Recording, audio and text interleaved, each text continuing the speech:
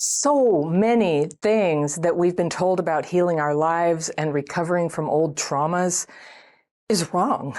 Have you noticed this? The wisdom a person needs to live a good life, to grow past the bad things that happened. I know people knew this at one time, but it's like it got broken up into pieces and tossed up with a lot of other ideas. And I started figuring this out years ago when I used to go to a lot of 12-step meetings. And I went to thousands of them over the years, and sometimes the same meeting every week for years. I'd just go. I would see the same people over and over again. And I had the opportunity not only to work on myself, but to observe other people who were making incredible progress. They were totally changing their lives like before my eyes, and they were shedding old problems, and it was really attractive. And these people were, a really positive influence on me. But I also had the chance to observe people who didn't make any progress. And this really shaped me too, and in fact formed my whole philosophy about how to heal and change your life and how you maybe don't want to approach it. Because you'll notice not a lot of people succeed at healing their trauma. It's not like an automatic given. And a lot of people reach out for help, but it's rare that anybody really breaks through, like really blossoms. It's a huge deal when someone does. And back when I was really struggling with what I now know were childhood PTSD symptoms, I was scared that I'd end up stuck like so many people in the meetings I went to.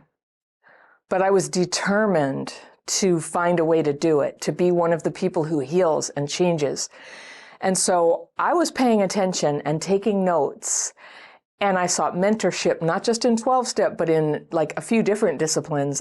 And so when you come to my channel, you'll notice that how I approach healing is something different than what's out there. I'm very direct. I teach people to be honest with themselves, self-directed, have sovereignty over their healing. And I bring in a lot of common sense wisdom, but I'm also very countercultural when you hold up my philosophy, and it is a distinct philosophy along with a set of techniques. But when you hold up my approach against the mainstream mental health world and their approach and their beliefs about what trauma is and how to heal it, well, there's differences, and I want to talk about those differences. Now, I have an open mind to the fact that different people respond to different things, but I think there are some really negative and limiting and even destructive ideas out there. And just in case those ideas are all you ever got and you're feeling hopeless or stuck, like healing can't happen for you, I want to present an alternative that might help you get a breakthrough.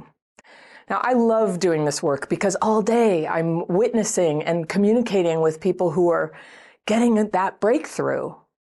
And I feel strongly that everyone deserves this chance to heal from their trauma.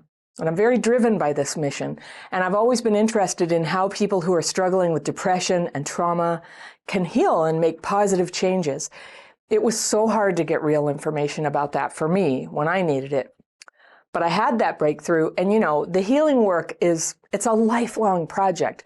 It's a happy project, but I'm never done. I don't think anyone ever is. It's something we're always working on. We're always, it's kind of like a condition that you maintain. And I'm unfolding as a person, just like you are, just like everybody is.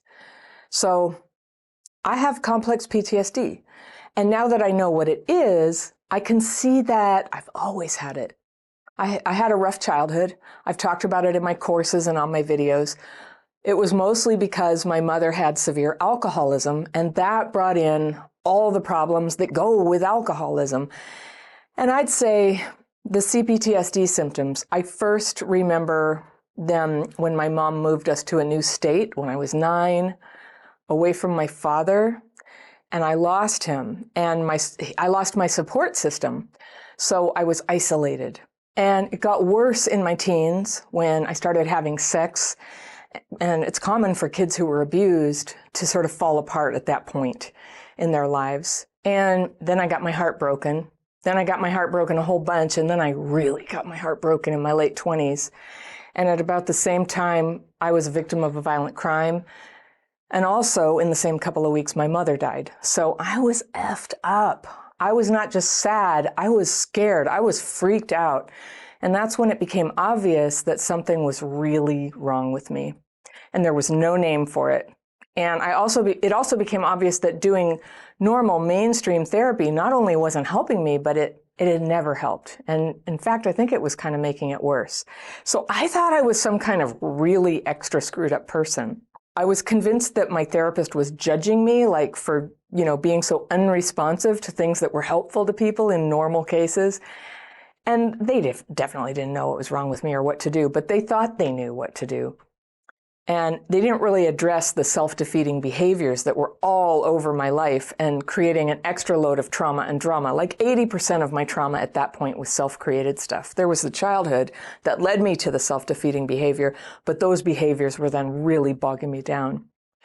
So yeah, my therapist had me talking about my feelings, about my memories, and it was literally making my symptoms worse and worse. Now, to be fair, therapists back then didn't know what was wrong because there was no name for it. And the name we now know, it's complex PTSD. And that's the kind that comes from chronic exposure to intense stress, usually in childhood. Doesn't have to be, it could be at other times in a person's life. And it seems obvious now, if you know what it is and you've had a chance to check that knowledge with your experience of struggles and healing from what happened to you. But even now, most mental health professionals don't have a working knowledge of complex PTSD. A lot of people, doctors, therapists, mental health programs, they say that they're trauma-informed, but that's really a subjective term. And, what do they mean by that? You have to ask. And what do they propose that a person does if they have CPTSD or trauma? So you'll notice there's a lot more talk about the problem of trauma than the solution to it. How do you actually heal? And that's what my life's work has become. So I hit the end of the road and I was hopeless about all avenues of help available to me. This was back 29 years ago now. And then something happened and I healed. Not overnight, of course, but, in bursts. And I had a big burst of healing when I first found the techniques that I still use every day. I've been using them ever since I was first shown. And that's the daily practice. That is a set of techniques. I teach them for free. It's a free course. It's always down in the description section below every video I make. So you can always access that. And I'd love it if you did. If you take the course, you can come join me on free Zoom calls that I lead every couple weeks. So I'd love to meet you there. I answer questions. We use the techniques together. And you can see if they help you as much as they help me to calm your CPTSD symptoms. But back then there was a core hole in my spirit that got healed all at once in a short amount of time. And I had a lot to work out after that, big problems in my life. And I'm still not perfect or perfectly healed, but I don't get into trauma-driven problems like I used to. And when I hit trouble, I know what to do. And that's what I teach here and in my courses and workshops and coaching, an alternative self-led path to healing that can help whether you have access to professional help or not. Now, in some ways, it's a radical approach. Now that I'm writing a book about it, and I realize how much all the videos here are they're like a sea urchin. They're like little spikes of information. I'm putting out one video is a spike and here, and I talk about this and this. And so now writing the book demands that I be linear and that I weave my lessons around a coherent philosophy, which I've known for years. I know my philosophy, but I don't think I've ever articulated it all at once. My philosophy informs every video I make. And so I want to have it all laid out in one place and in one video, and this is it. Are you ready? Okay. I have 8 principles, and the first one is trauma is an injury, not an identity. So we used to think of symptoms of trauma as primarily psychological, right? We now know that they're largely neurological. And by extension, they're physiological, because neurological means nervous system. And your nervous system not only governs, your nerves, your brain, it governs your whole body. And it affects your emotions, it affects your hormones, your immune system, your sensations when you feel like it's time to go to sleep. It governs your physical life. And so when you have a neurological injury, which is what trauma is, it can affect everything in your body. And that explains what we now know, that a history of early trauma can really increase your risk, not your certainty, but your risk of serious health problems. Not just the things that we've always kind of known, like depression, anxiety, bad relationships, we've known that, but it can also give you heart attacks, strokes, diabetes, obesity, reproductive disorders, endocrine disorders, immune disorders, learning disabilities, problems with memory, an increased risk of dementia. Ooh, that one scares me. So there's almost like no bad thing on earth in people that isn't made worse by trauma. So we have every incentive to heal. Okay, so also part of this like injury is that adult symptoms of childhood abuse and neglect ruin lives. They ruin careers, like so many careers. They ruin relationships and they ruin families. The effects of trauma, like we kind of knew this instinctively, but when you really measure it out, if you look at like people who are incarcerated, there's such a high rate of traumatized people in there. If you look at people with addictions, if you look at people with grave mental health disorders, all of it is made so much worse by trauma. So that's starting to be finally dealt with. You know, as a person with CPTSD, I can sort of say like, we're the most expensive people in the healthcare system. And so there's an incentive not just for us, but for the whole system to find a better way to help us. I don't think they've done it yet. They talk about it, they're not there yet, but that's what we're doing here is practical ways to start bringing those symptoms down. And I can definitely say my health improved dramatically 29 years ago. I feel healthier, more energetic, more alert than I did at that age. And it's thanks to being able to re-regulate my thinking, my nervous system, to bring my vital signs kind of back into alignment through using my tools. I use my tools, and that's, again, my daily practice. You can learn that too. The effects of early trauma are more serious than they realized, and they're more wide-ranging. And they, you know, it's not just the obvious stuff. And CPTSD, it can't be cured, but the symptoms can be healed. And I do think of it something like diabetes, where you may have it, but you can reverse your symptoms by changing how you do your day, what you eat, you know, what medicine you take. For us, there also is a way of living that can help turn those symptoms back around. And if you do that, you can have like continued good health and keep going. And then if you sort of fall apart, the symptoms come back. So that's how I experience CPTSD. And if it were to get worse, especially as we get older, if it were to get worse, the symptoms could become more grave. So I just want to like emphasize, it's so important. It's so important to address your symptoms. You may not know what caused your symptoms. You may never know, and that will be okay if you can learn to calm your symptoms. All right, the second principle, dysregulation is an almost universal symptom among traumatized people. People don't talk about this. You may have never been told. But neurological dysregulation, it's a nervous system phenomenon. It can be measured in the brain. It can be measured in your vital signs. And easily observable signs that you might notice are things like difficulty focusing, your heartbeat being irregular, going up randomly or just too high, feeling clumsy, feeling emotionally overwhelmed, or once you've gotten emotionally overwhelmed and maybe, you know, expressed anger that was kind of over the top, then going emotionally flat, like you feel nothing. And even your thinking will be like, I don't care. And there's this weird like silence after intense outbursts. Well, that could be neurological dysregulation if you relate to that. Now, everyone is sometimes dysregulated, and most people will eventually re-regulate, but dysregulation seems to be exacerbated by traumatic experiences, and the brain changes that as a result. And so people with CPTSD will get dysregulated more often, more intensely, and they'll have a harder time coming back out of dysregulation. So luckily that can be healed. But dysregulation is responsible for, you know, a wide range of the symptoms that we associate with trauma. Like, why does trauma cause people to have a higher probability of getting lupus or MS? Why does having a history of trauma make it so hard to heal tissue? Like, I got stuck in the hospital once for over a month. I could not heal. And it was at an extremely traumatic time in my life.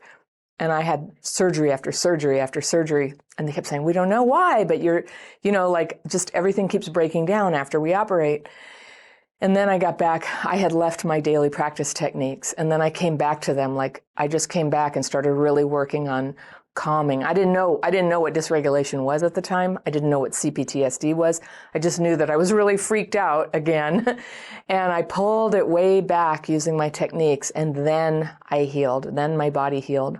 And so I've had physicians tell me, physicians who know what trauma is, yeah, probably I was somaticizing my trauma, which means sort of expressing it physically, like the trauma plays out with limited blood flow or, poor immune response to infection. I was having a lot of infections. I kept hemorrhaging. I was having all these problems.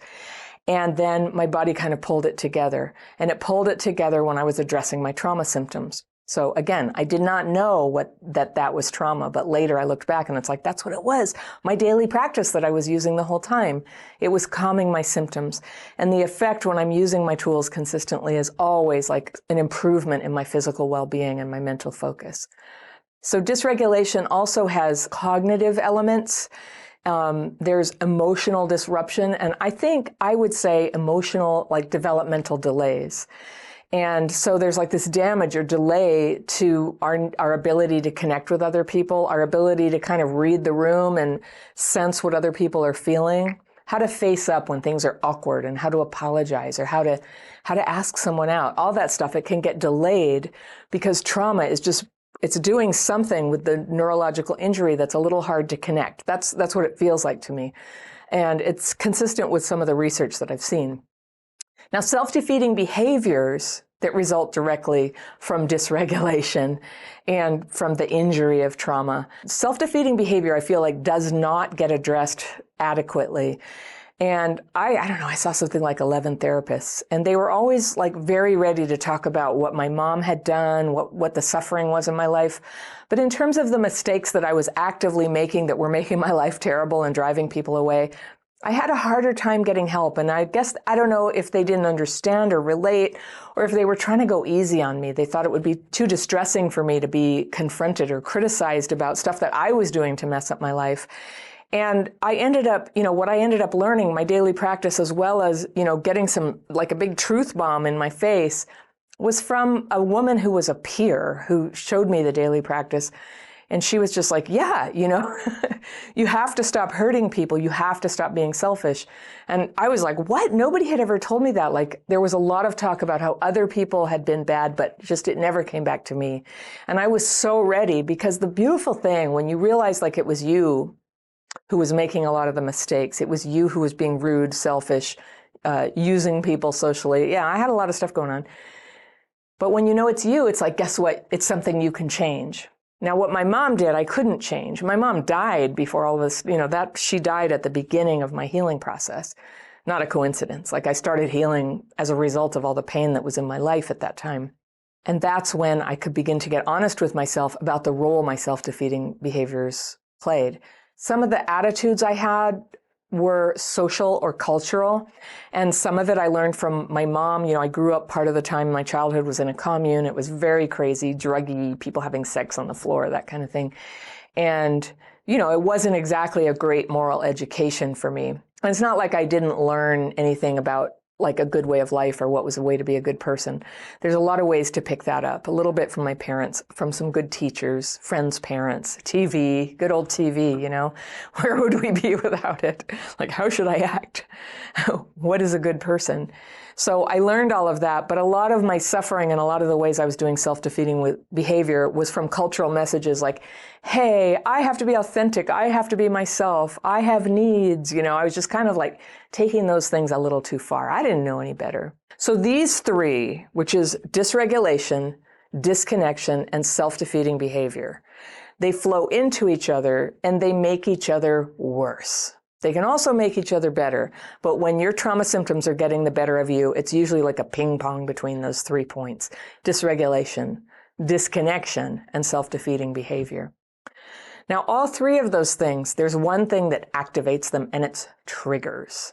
So learning to calm triggers, and this is the fourth principle, learning to calm your triggers is the starting place to break the cycle. If you can calm your triggers, an ordinary, natural healing process can follow. If you've been trying to heal and trying to heal and trying to heal, and you keep, like, you get 2 steps forward and then 10 steps back, It's probably that your triggers haven't been addressed.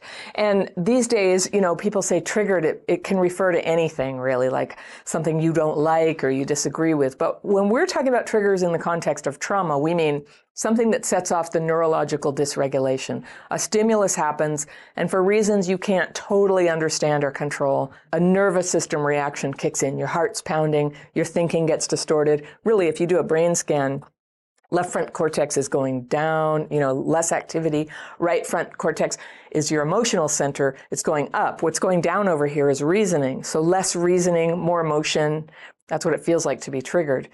The way people talk about triggers, it's as if like it's other people's problem that they do it. But what the problem is that we react to stimulus that way. That's the problem.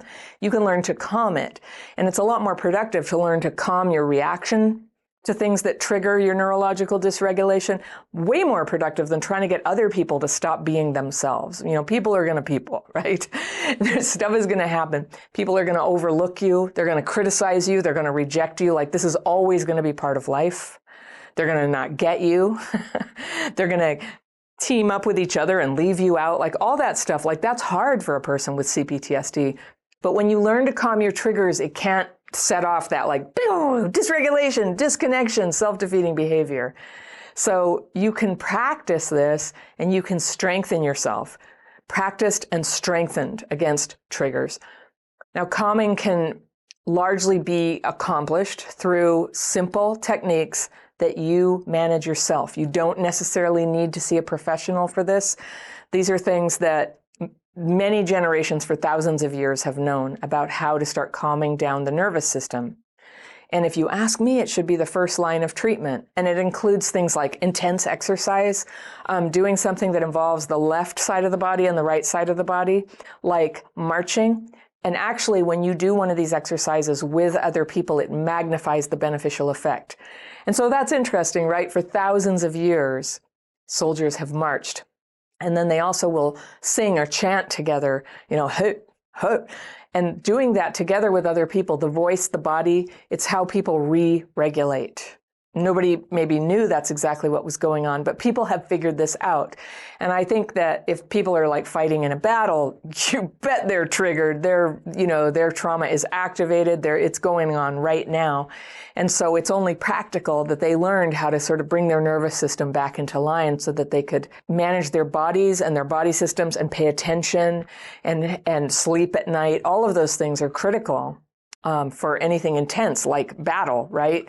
And so we can learn from that how people did that. Singing together is re-regulating. And then sometimes like a little shock to your senses. It could be like a cold shower or warm hand washing, something that reminds you of your senses. You plunk down in a chair. I have a sheet, and I'll remember to put this down in the description section below. It's a sheet about the 10 emergency measures you can use to re-regulate yourself. Very good to keep handy, like carry it with you. So those are the emergency measures. And then the ongoing measure for re-regulation that I teach is the daily practice. And that's always down below too. So I recommend that for everybody, whether or not you have access to professional help.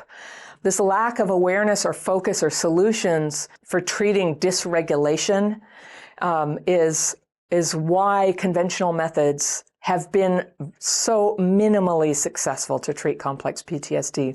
There is poor evidence of good efficacy. It's marginal.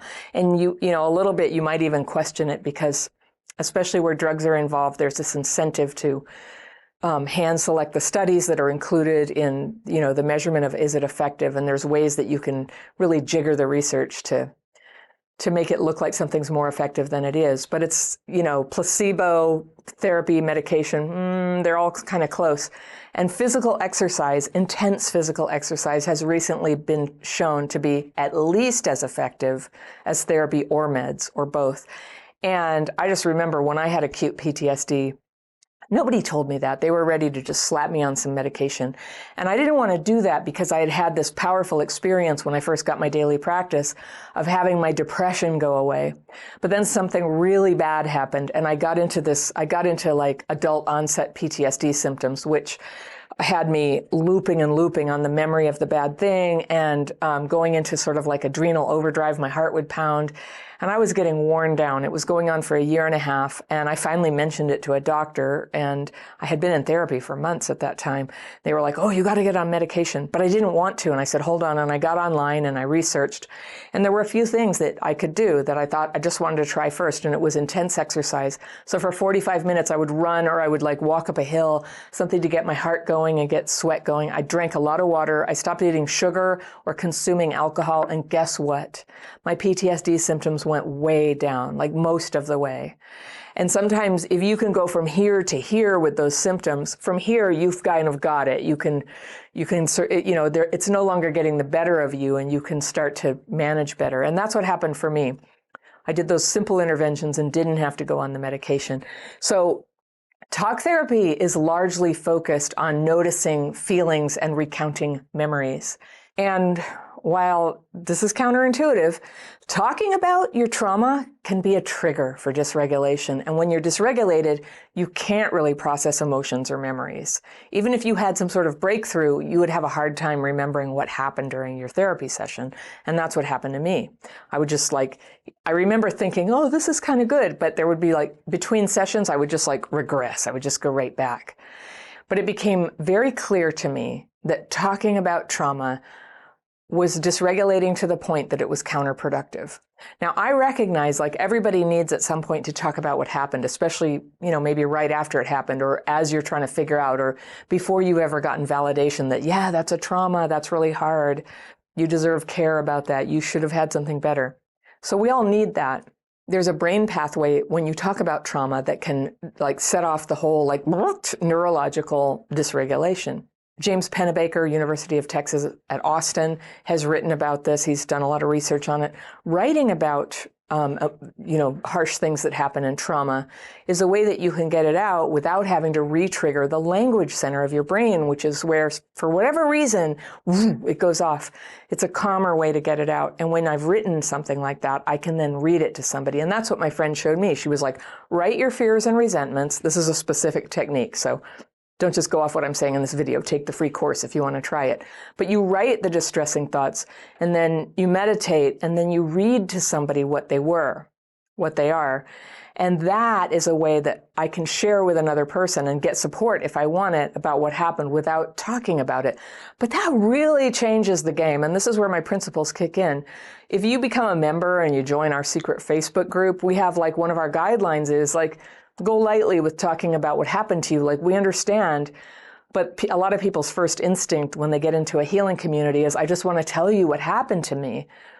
And I understand that instinct, and it's what we were conditioned to do. It's what we were told would make us feel better. And if it does make you feel better, by all means, go do that, but not in our community. We're doing something. We can touch on it. You can say, well, I was abused as a kid. There was physical abuse. There was sexual abuse. You need not go into detail with us, because most of us understand.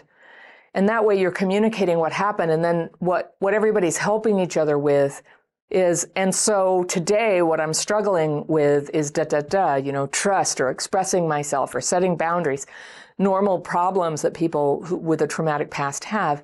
And in that we can talk and support each other and use tools together. And having a community of people to help you is very powerful.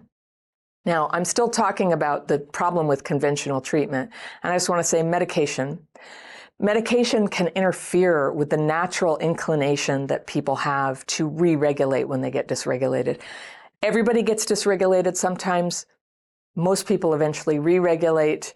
And what we do in my programs is we keep practicing that muscle of learning. Okay, there's my dysregulation symptoms, the cue, the thing I notice, it's happening. And then we use tools, we come back into re-regulation as quickly as possible. So the goal is to be regulated as much as possible, more, most of the time. Totally changes what happens in your life if you're regulated most of the time. A lot of things that you couldn't previously do, whatever it is for you, be at a party and act like yourself, have a relationship, try for a new job. Everybody has different thresholds of what they can do before they get dysregulated. Well, if you can stay regulated more of the time, the world is your oyster. You can do so many things. Because it's like, oh yeah, I'm kind of, I'm on a date, I'm getting really anxious. You can just go into the bathroom, use your tools, come back out. Nobody's the wiser that you were in there writing and, washing your hands in warm water to get your nervous system back online and grounded again, and go back out there and be yourself again. Like there's this huge flexibility. You could also work with a professional or a therapist, on something if you know how to regulate. And there are therapists who know about that. I think a lot of the tools that people teach for re-regulation, when they're tools that are espoused or created by people who don't have CPTSD, they're not powerful enough. That's all I'm saying, And so I pay particular attention to people who themselves have CPTSD to learn from. Medication, though, it's very imprecise for treating trauma. It has its applications for different mental health situations, but for complex PTSD, there's very low evidence that it helps, like, anti-anxiety drugs and antidepressants. There's a reason why they give those things, but for CPTSD, it just doesn't do that much. We haven't found something that really hits that spot. The problem is that your natural ability to re-regulate and to work on that, I can just tell, like a lot of times when I'm working with coaching clients and they keep using the tools and they keep using the tools and they just can't get back. And I'm like, are you medicated by chance? And sometimes it's like weed or alcohol even. It could be that, but also prescribed drugs and, psychotropic drugs that are given they can make it more difficult to re-regulate. Now, some people, they really can't stop taking. And I would not recommend that anybody just kind of make their own decision to get off. It has to be done with a doctor if that's your choice to do. And whether you do or don't take them, you can still use these tools. But if you're having trouble getting that breakthrough and getting back into a state of regulation, which you'll know when you feel it, it has a very pleasant feeling to it of like alert, calm, attentive. But if you can't get there, it could be that medication is interfering, and that's a longer-term process. But I'm just saying there's a better way, okay? So the standard therapeutic modes of, when you go talk about what happened, talk about your traumatic stories, feel your feelings. If it's more likely to produce dysregulation than healing, we have a problem. Most insurance plans, they'll say, okay, you can go talk to a therapist 10 times. And it's like, you talk about your trauma, you're crying. And it would appear that you're not getting anywhere. Then they go, well, you better take medication. Now you just may have been cut off from the ability to get back your ability to re-regulate. So start working on that. So I feel that the system is broken. The system is misguided. It's not everybody in the system, but it is like the baseline of the system. And so as you're trying to get help for yourself, I just really encourage you to ask questions, do research, read, be willing to try things, experiment with them, but also listen to yourself. And if it doesn't give you a feeling like you're doing better, there should be a feeling of relief, like very quickly. Don't let anybody tell you, oh, this is going to take a long time. And you're like, I don't know, I'm just really going down. Yes, don't listen to that. It has to feel better. Maybe you can do deeper work that feels terrible to look at when you can stay regulated, but I would prioritize being able to stay regulated. Now, standard professional help cannot be relied upon to be the answer. It's cost prohibitive. It's wildly, not standardized, and it's also unproven. And people don't really talk about this, but studies show that when it comes to like how people are diagnosed, there's a lot of variation depending on who the practitioner is. When it comes to how people are treated, there's so much variation that researchers have concluded it's almost meaningless. So what I encourage you to look at is, what are your symptoms? People are always saying, well, I don't know, my childhood wasn't that bad, but I have all the symptoms. Can I come to your channel? Can I take your course? And I'm like, yes, we are about symptoms here. This like direct cause and effect, like my mom did this, therefore I have this. It's not true for everybody. Look at your siblings, right? Different kids in the same family have really different outcomes. Everybody's different. If you have these symptoms of dysregulation, then yes, use my techniques.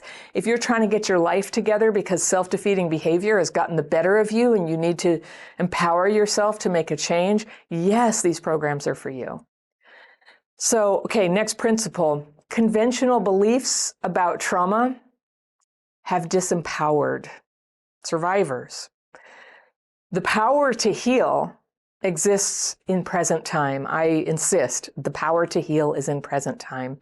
And the only aspect of trauma that can be controlled is our own symptoms and what we do about them. Now, if you're actively in a situation that's traumatizing you, okay, yes, other people are involved. But this old therapeutic model urges us to give all the power away about that change by focusing on the past, on talking about things, and relying on professionals to solve everything. And you know what? You get 1 hour a week with a professional, and really, have you ever felt like that was enough? And I just think professionals are perfect for advising, helping, guiding you between days where you've got your own tools, you're working on your own process. And I do think that that is so important. I get told from time to time, like there's thousands of therapists and doctors who refer their clients to Crappy Childhood Fairy and to take my courses, and they come themselves and they get coached. Like, this is for everybody. But there's a few professionals who find it very threatening that what we're doing is like self-empowering. We're teaching each other as peers. We're helping each other. We're serving as a community to each other. We're defining what it's like to have CPTSD, and we're helping each other understand what it is. And we're reading all the books that some of them are not reading, frankly. Nobody can read everything. And so we belong at the table talking about this. And we need to be focusing not only on the hurtful actions of others, but we need to be focusing on ourselves and assessing ourselves for the choices that we make that are perpetuating the harm of childhood trauma, both our own symptoms and then the way we treat other people. You know that saying, hurt people, and usually, people mean different things when they say that, but it's something we have to take very seriously. If we're not healing our trauma, we run the risk of hurting and traumatizing other people, certainly children, but also partners, coworkers, everybody in our path. Healing is so important. It's helping our health. It's helping the way we relate to other people. It's bringing about a sweetness in our lives. It's helping us earn the money we need to adequately support ourselves, which is really important. But because of this focus on the past, what happened, it's left generations of trauma survivors unhealed and locked into this identity as victims. And I understand, as a trauma survivor myself, yes, we are victims, in fact. What happened to us victimized us. Trauma is an injury, not an identity. And so it's just really proliferated in this generation, this identity. It's like, I'm a victim, that's all I am, you have to change so that I cannot be a victim. Well, it just never works. So even if that were fair, which sometimes it is, it's not going to happen. So if you're going to heal, if you're going to be an empowered person who makes a difference in the world in the way that you want to make a difference in the world, it's so important to heal your trauma, to learn to calm your triggers, to reduce the effect of triggers to make you dysregulated, disconnected, and in your self-defeating behavior. So the seventh principle is that healing complex PTSD requires taking your power back. That's your agency. Do you know that word, agency? It's your ability to lead your own life, to make changes, to affect the world. Now, once you own your healing, you no longer have to depend on fallible people and the healthcare system wherever you may live and the methods available to you. They may not be enough for you. You are less inclined when you're empowered like that to settle for stock answers that don't fit. Like the one that I'm always complaining about is how I got told, gosh, you keep making these, destructive choices, my self-defeating behavior. You must want to recreate your childhood. And I just always knew, no, I don't. I want desperately to have a better life, and I don't understand how I keep getting into this rut, and it's, now I know, it's neurological dysregulation. My brain was down, my feelings were up, I was making impulsive choices, and I couldn't understand how I got there. I was having trouble reading the situation. I had an attachment wound that was pushing me into relationships quickly and making it hard to leave because of the abandonment trauma that would come up in there. So, like so many people with trauma, I was stuck with this idea, this isn't helping me, it must be me. It just must be that I'm a defective person. You're not defective. The trauma symptoms I'm describing here are totally normal for people who were abused and neglected in childhood. Now we know. And you are the best judge of what helps you. So it's very important to stay at in the driver's seat of what you're doing in your healing.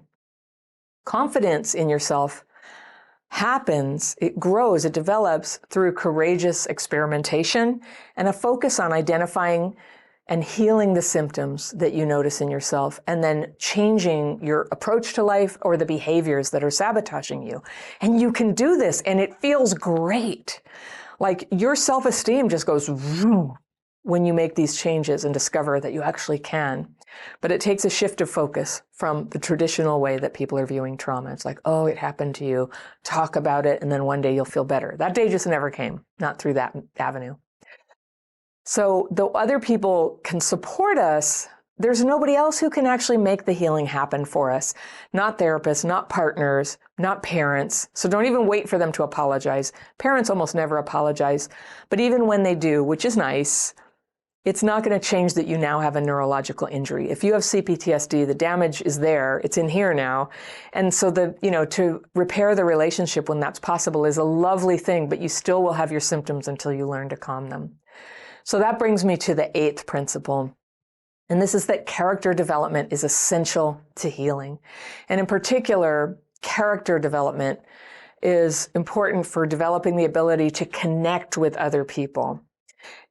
If you have difficulty with boundaries, if you tend to lash out, these are totally common symptoms, right? But they push people away. And so they harm your ability to connect. I've never met a person who has complex PTSD who didn't struggle in some of these ways to connect with other people. And the thing is, not only do you need some healing to have healthy connections with people, but you need some kind of connection with people to heal. And I always say, this is like, I was so sad when I realized this, because I would like to believe that everything in life I can do by myself. But I can't heal trauma by myself. It's a relational wound, and much of it is healed by practicing connecting with other people. So even if your ability to connect with other people is kind of like rickety and has ouchies in it, you just have to keep trying in a titrated way. I have this course called Connection Bootcamp you can take if you want to learn a system, a 30-day program to start practicing that. And then overall, I have a class called Healing Childhood PTSD, which is a great place to start. So most complex PTSD symptoms that we're experiencing today are caused not by the original trauma. And this is, I keep saying this, original trauma did it. We can't change that part.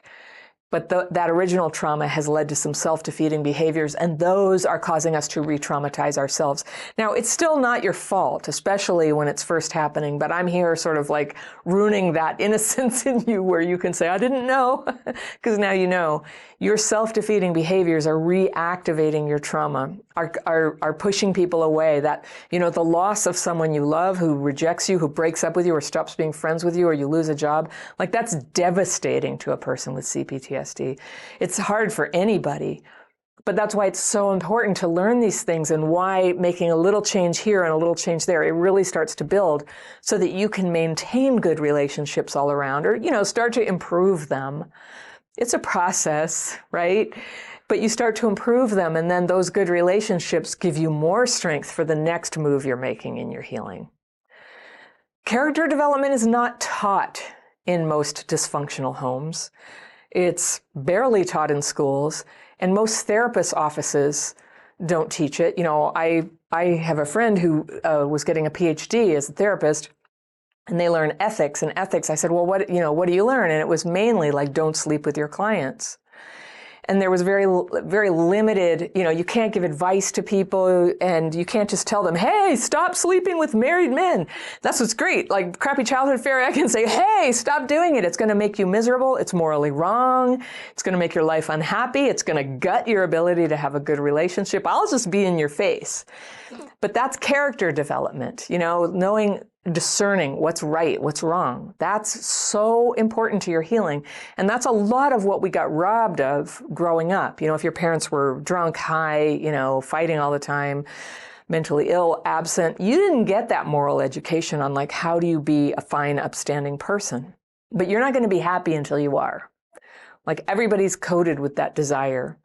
And trauma can kind of drive it out of you and make you kind of try to find other ways to get your needs met, but it will never work.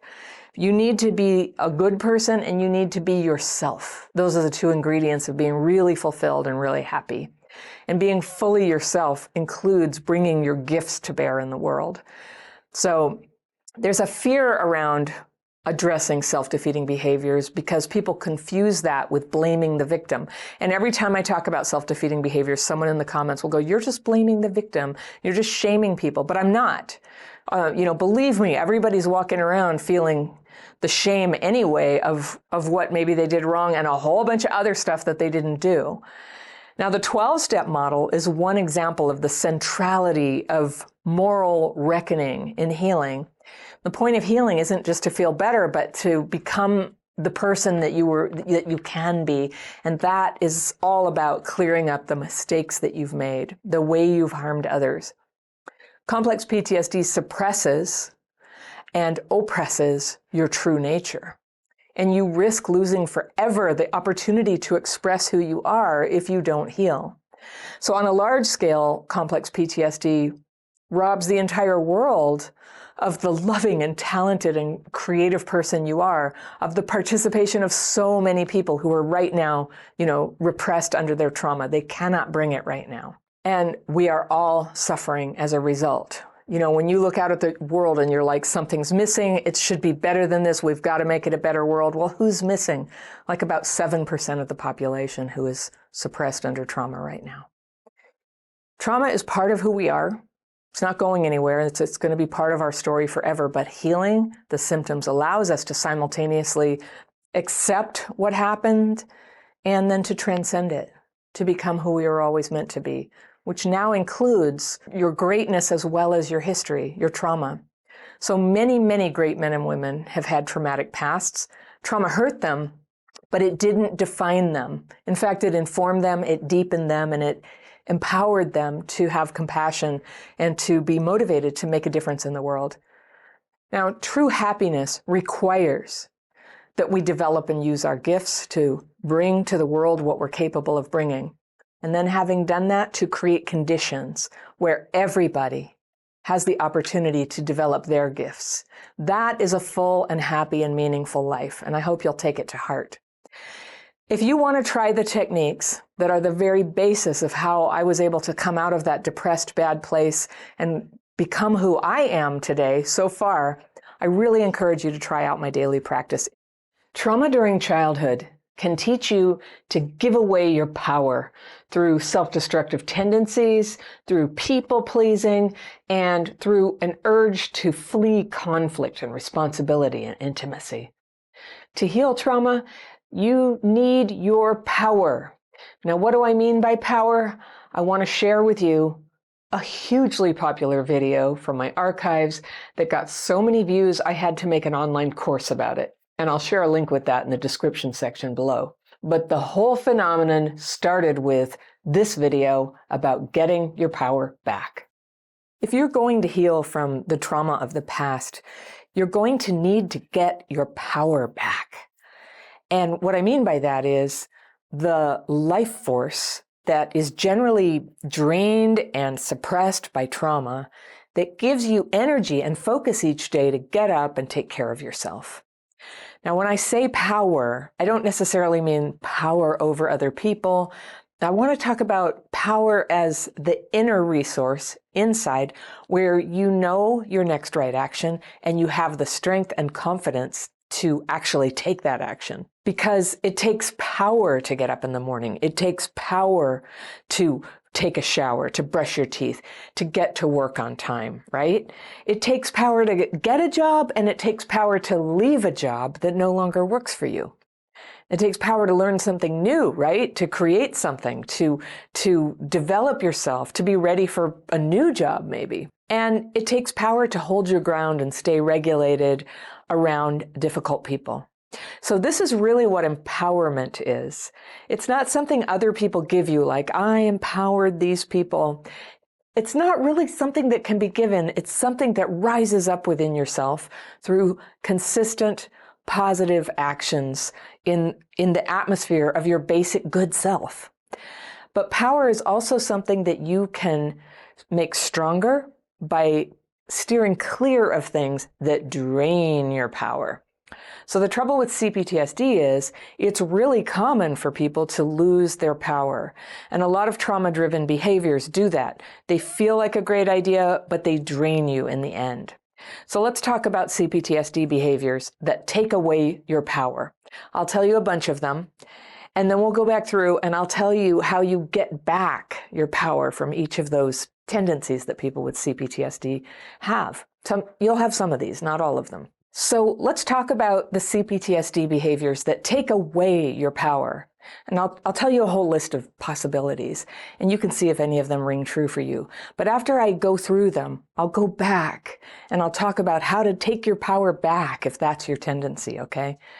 So number one, the way people with trauma sometimes lose their power is believing that someone is coming to save you. And you know, this doesn't just come from Disney movies. It's just coded in there. It is an old childhood memory. And if you were not protected and people did not come to your aid when you needed it when you were a kid, you may have kind of gotten stuck with your hope just kind of flying out of you all the time. You know, sooner or later, somebody's going to show me the boundaries of what's happening here. They're going to tell me how you're supposed to navigate this.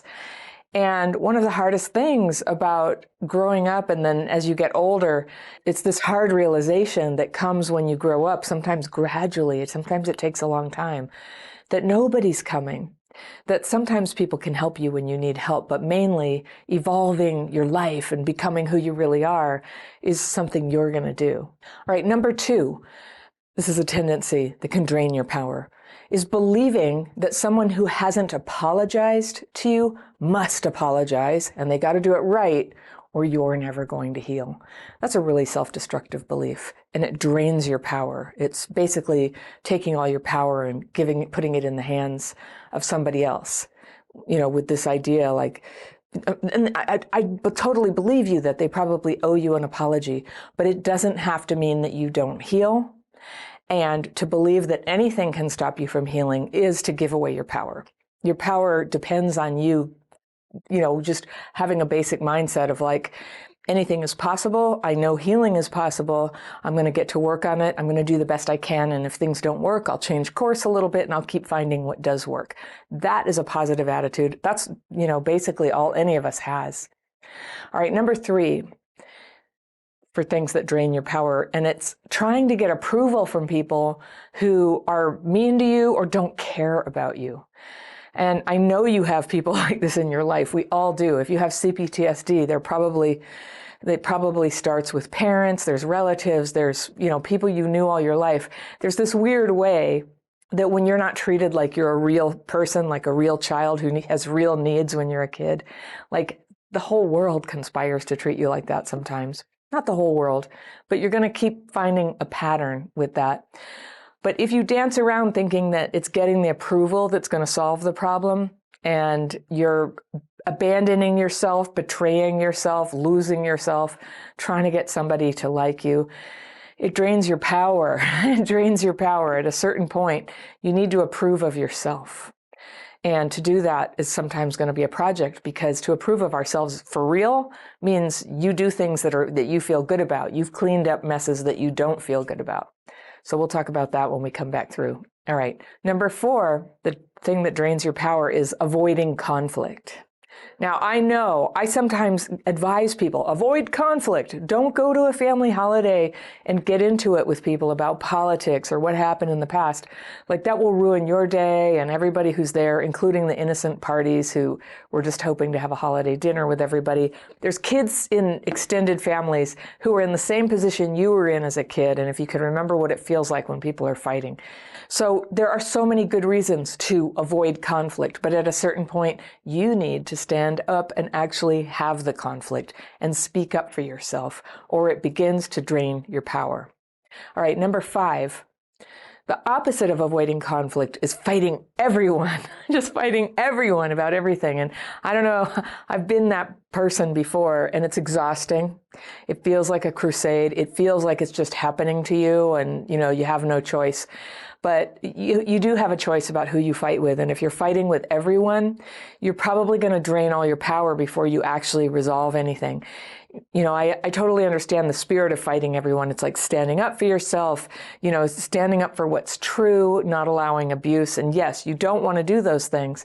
But if it's just like across the board, what ends up happening is you lose so much power, you can't take sane action. You can't see what's really happening.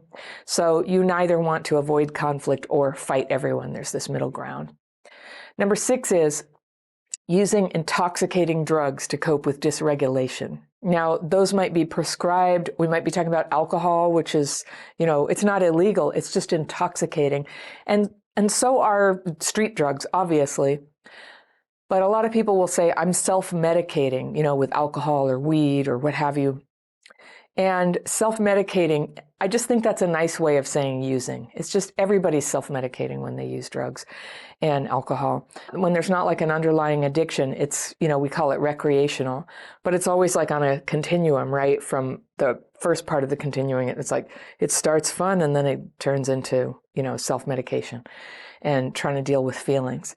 So I just bring this up so that you can ask yourself, are you using the term self-medication or are you using drugs out of some belief? I hear this a lot. People are like, yeah, they smoke weed every day, quite a lot, saying it helps with regulation. And I would just say, do whatever you have to do to keep yourself alive. But in the long run, if you're going to learn to re-regulate, it's not going to work with intoxicants. That's just not generally the pattern for people. The ideal state for you is to be able to go, oh, I'm getting dysregulated, and then to have tools to be able to pull it back in, to be able to pull that back in. If you have a tendency to get neurologically dysregulated, you feel overwhelmed, discombobulated, clumsy, can't get your words out, spacing out, you might be having dysregulation from complex PTSD. It's really normal for people who had a traumatic childhood. And I teach people how to overcome that. I'll put a link up above here where you can download. I have a download called Signs of Dysregulation and Emergency Measures to Re-Regulate. And you can get that by clicking that. But stay with me here. If you're using drugs to re-regulate, it's a temporary fix. It's probably not re-regulating you that well. And when you do learn to re-regulate, even a little bit, even if you haven't mastered it every day, all day, nobody has, right? Everybody gets dysregulated sometimes. But with CPTSD, we just want to be better at re-regulating. We want to notice it's happening. We want to get re-regulated faster. The 7th thing that can drain your power from complex PTSD is putting yourself down, where you are having this negative self-talk, that inner critic going, oh, I'm such an idiot, oh, I know this is, or you're talking to people and you're like, excuse me, I know this is stupid, but can I ask a question? You're putting yourself down.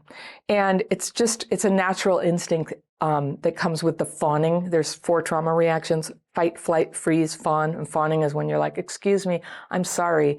And putting oneself down is sort of the equivalent of when a dog who's like nervous and jittery, and you go to pet them and they go, ooh, and they roll over on their back. You don't want to be like that. You want to stay in your strength. You want to stay in your power. All right, number 8 is overspending, credit cards, going into debt. That is a way that you lose your power. A person who has a lot of debt has very few choices. Like, you have to stay in some job that you have, because to spend 2 months looking for a different one would throw you so far off financially that you can't even do it. So overspending and debting are 2 things that take the power away, that you could really do so much more with that power for healing. All right. 9, underspending. Yes, the opposite is not good either. You drain your power. And I always say, if you want to know if you're underspending, go look in your underwear drawer. Are they decent? Would you be okay if somebody had to go in your room and pack for you? Does your underwear drawer reflect your basic socioeconomic level? Or is everything shabby and yucky and assuming no one's ever going to see it? You might be underspending. Sometimes taking care of yourself means having appropriate things, not lavish things, but appropriate. All right, number 11 is avoiding your own intellectual growth, avoiding learning. Learning is so important, and you're going to need to learn to heal. So when you're avoiding that, when you're, doing waste of time things like, drinking, watching TV. I love TV. I love TV. There's a place for it. But when you're doing that instead of doing the learning that would help you heal, it's a problem.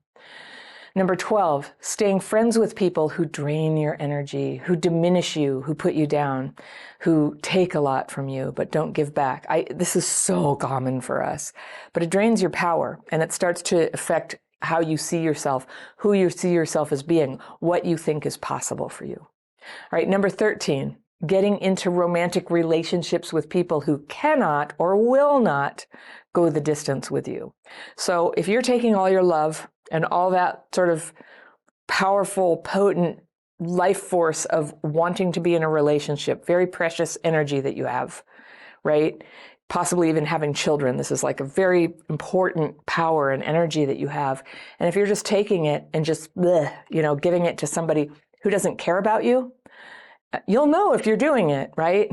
But if you're doing that, your power is just draining away. And you don't even have that to attract someone appropriate or to give to somebody who happens to show up. You won't even recognize good people who show up when you're completely drained by, obsessing on someone unavailable or staying in a relationship that's not good for you. All right, number 14 is neglecting yourself. If you're not taking care of your health, if you're not taking care of your hygiene, this is really common, right? Your appearance, like, is your hair brushed in the back? In the back. And after the, I'm not talking about pandemic times here. And I saw this once on New Girl where she goes, I'm going to shave my legs, even on the back. Back of the legs too. And I laughed so hard because that was like, yeah, that's a level of self-care that I had to graduate to. And so, we don't just do this for appearances of having hygiene, but we actually take care of ourselves. So we'll talk about that in a minute. All right, number 15, draining your power, is doing too much, overfunctioning. This is where you just feel like, I do everything for everybody. You go to potlucks with way more than other people bring to the potluck. You keep your life incredibly busy. You're pursuing multiple degrees and jobs all at the same time. And you know the signs because you're very stressed out and exhausted all the time. I think doing things and accomplishment and taking action is super wonderful, but there is a line. There's a line where it begins to drain your power. All right, 16, doing too little, getting paralyzed from taking action, avoiding action altogether, just getting into deep procrastination. Oh, it feels so bad to do that. Drains your power. 17 is blaming other people for your problems.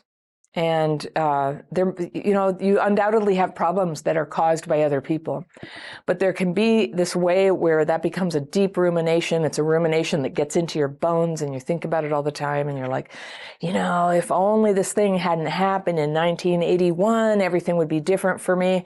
And what that puts you into is somewhere other than right here, looking at your problems and what can be done about them.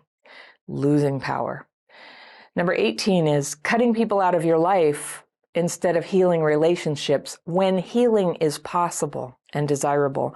So we've all encountered people who sort of cut and run when the going feels a little bit tense. They are fleers. They are avoidant. And that might be you too. A lot of us kind of swing both ways on that. Like if somebody's fleeing from you, maybe you cling. If they're smothering you, you flee. It's all really common with CPTSD. But our power builds up when we can stay and deepen relationships and strengthen them. So if you're sabotaging all of that, I have no doubt you're losing opportunities in personal power. Okay, my last two have to do with not dealing with the problems in your life. And one way to do that is to stay too busy, running around all the time, overfilling your calendar. Oh, I'm so stressed, I'm so busy. The other way you can do that is by being too involved, too consumed with other people's problems, such as if you're in a relationship with somebody who has an addiction or who's an alcoholic, or who's doing something terrible with the money, and you're just constantly consumed in this, and you're tired and drained and walking around with circles under your eyes because of what you've been going through at home, consumed with somebody else's problem. There is a way to take your power back from that. So let's talk about that. Let's go back through the list that I just gave you and talk about how you can retrieve your power and build it up instead as you heal your trauma. With the belief that someone is going to come and save you, I want you to just tell yourself right now, that is a beautiful fantasy, and I am hereby going to step up and save myself. It's the best thing. So one part of my life where I've had to do this is, Crappy Childhood Fairy. It's a company, and it's a company I love running, but I don't know if I do it the best way all the time. And I used to have this fantasy that if I could just find the right consultant, they would come in and go, I see exactly what you're doing right. I see exactly what you're doing wrong. Do this, change that, and everything would get easy and better. And it never worked. And I tried and tried with some different things and different functions. And what I had to learn is it's actually going to have to be me. Like, it's my company. And if something is wrong, I'm going to need to do the research to understand why, and I'm going to have to come up with the solution to fix it. And I can hire a team and I can have people help me, but it's always going to be that the buck stops with me. I'm going to have to see it. I'm the person who cares the most about it. And so it is with our lives. So if you find yourself thinking, if I could just find the right person, if I just had, $50,000 more, all my problems would be solved. No, probably some very specific problems would be solved, to do with money, or to do with now you're with somebody and when you go to the wedding, you have a date, but it does not solve all your problems. And in the end, it's you who's always going to be facing, get this, a never-ending fountain of problems. Like, we're human. Problems come at us, problems bubble up from within. And so the strongest, safest route you can take is just to be very, ride the surfboard of life and just know you're going to have to spot your own problems. You're going to have to be responsive to them and try to embrace that. It's actually the great adventure of life is what it is. With CPTSD, it can feel like, oh, I'm broken, there's no point, or this is too overwhelming. But that's a terrible attitude. Problems will pile up if you can't come and save yourself. And save yourself, it's sort of an exaggerated term. Every once in a while, actually, you do need to save yourself out of a dangerous situation. But saving yourself from a life of mediocrity, a life of quiet desperation, a life of isolation to cope with your triggers, that's worth saving yourself. And you can do that. You can do that, and it's going to come from you.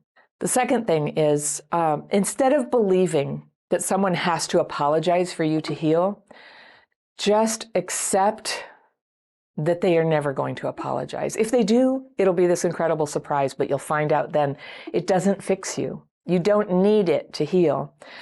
And the thing is, most people never apologize, or if they do, it's a flimsy apology. It doesn't really speak to the thing that hurt you. So your post-traumatic growth has to do with how you sort of take that thing that happened to you and you're able to, compartmentalize it a little bit. Be like, yes, this happened, but it's not my whole identity. I'm not sitting there like with a festering wound that only some other person, like the person who hurt you.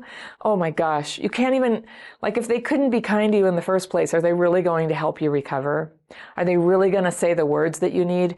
I have such great news. You don't need them. And sometimes when you can sort of relax that demand on people or that expectation, it does create a little bit more gentleness and space where maybe they would give it a try sometime. But I'm telling you, you probably won't be satisfied because people who hurt others, it takes a lot of denial to live with oneself. That's what I'm just saying. Occasionally people do the work where they really get it and they can say they're sorry and they've been thinking about how that must have affected you and how lovely that they do that. And I think there's a really great connection that can grow with people as a result of that. And it might prompt you to sort of go, oh yeah, that really wasn't my fault. But often it doesn't bring the perfect island landing of perfect ease that we were hoping for. That comes from the healing that you can do whether anybody else takes responsibility for their actions or not. The third one, what to do to get your power back, is instead of dancing around trying to get approval from people who were never going to give it to you anyway, just stop dancing. just kind of go about your business and just release them. That little invisible rubber band that you have on them, like, come on, approve of me, let me know I'm okay, that you love me. You can finally just like, you don't even have to let it snap, just release it. And you might just be surprised that there's a little more space for people to come towards you. I'm not making any promises. I mean, the people who traumatized you, if they traumatized you when you were a kid, your beautiful child's imagination probably dressed them up a little bit and gave them a little bit more potential than they actually have to take responsibility for what they did and treat you right.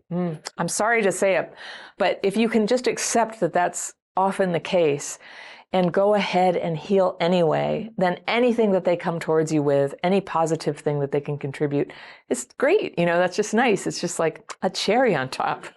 The fourth thing, instead of avoiding conflict, do your footwork so that you can have conversations about what's bothering you. If someone's going to hurt you, if you speak up, step away from them. Never try to work things out with people who you think could physically hurt you or who are out to emotionally abuse you. There is no point.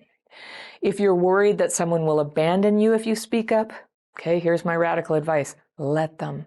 If people are prepared to abandon you because you need to talk about what's bothering you, it's going to be this incredible dance to hold on to them and make them stay.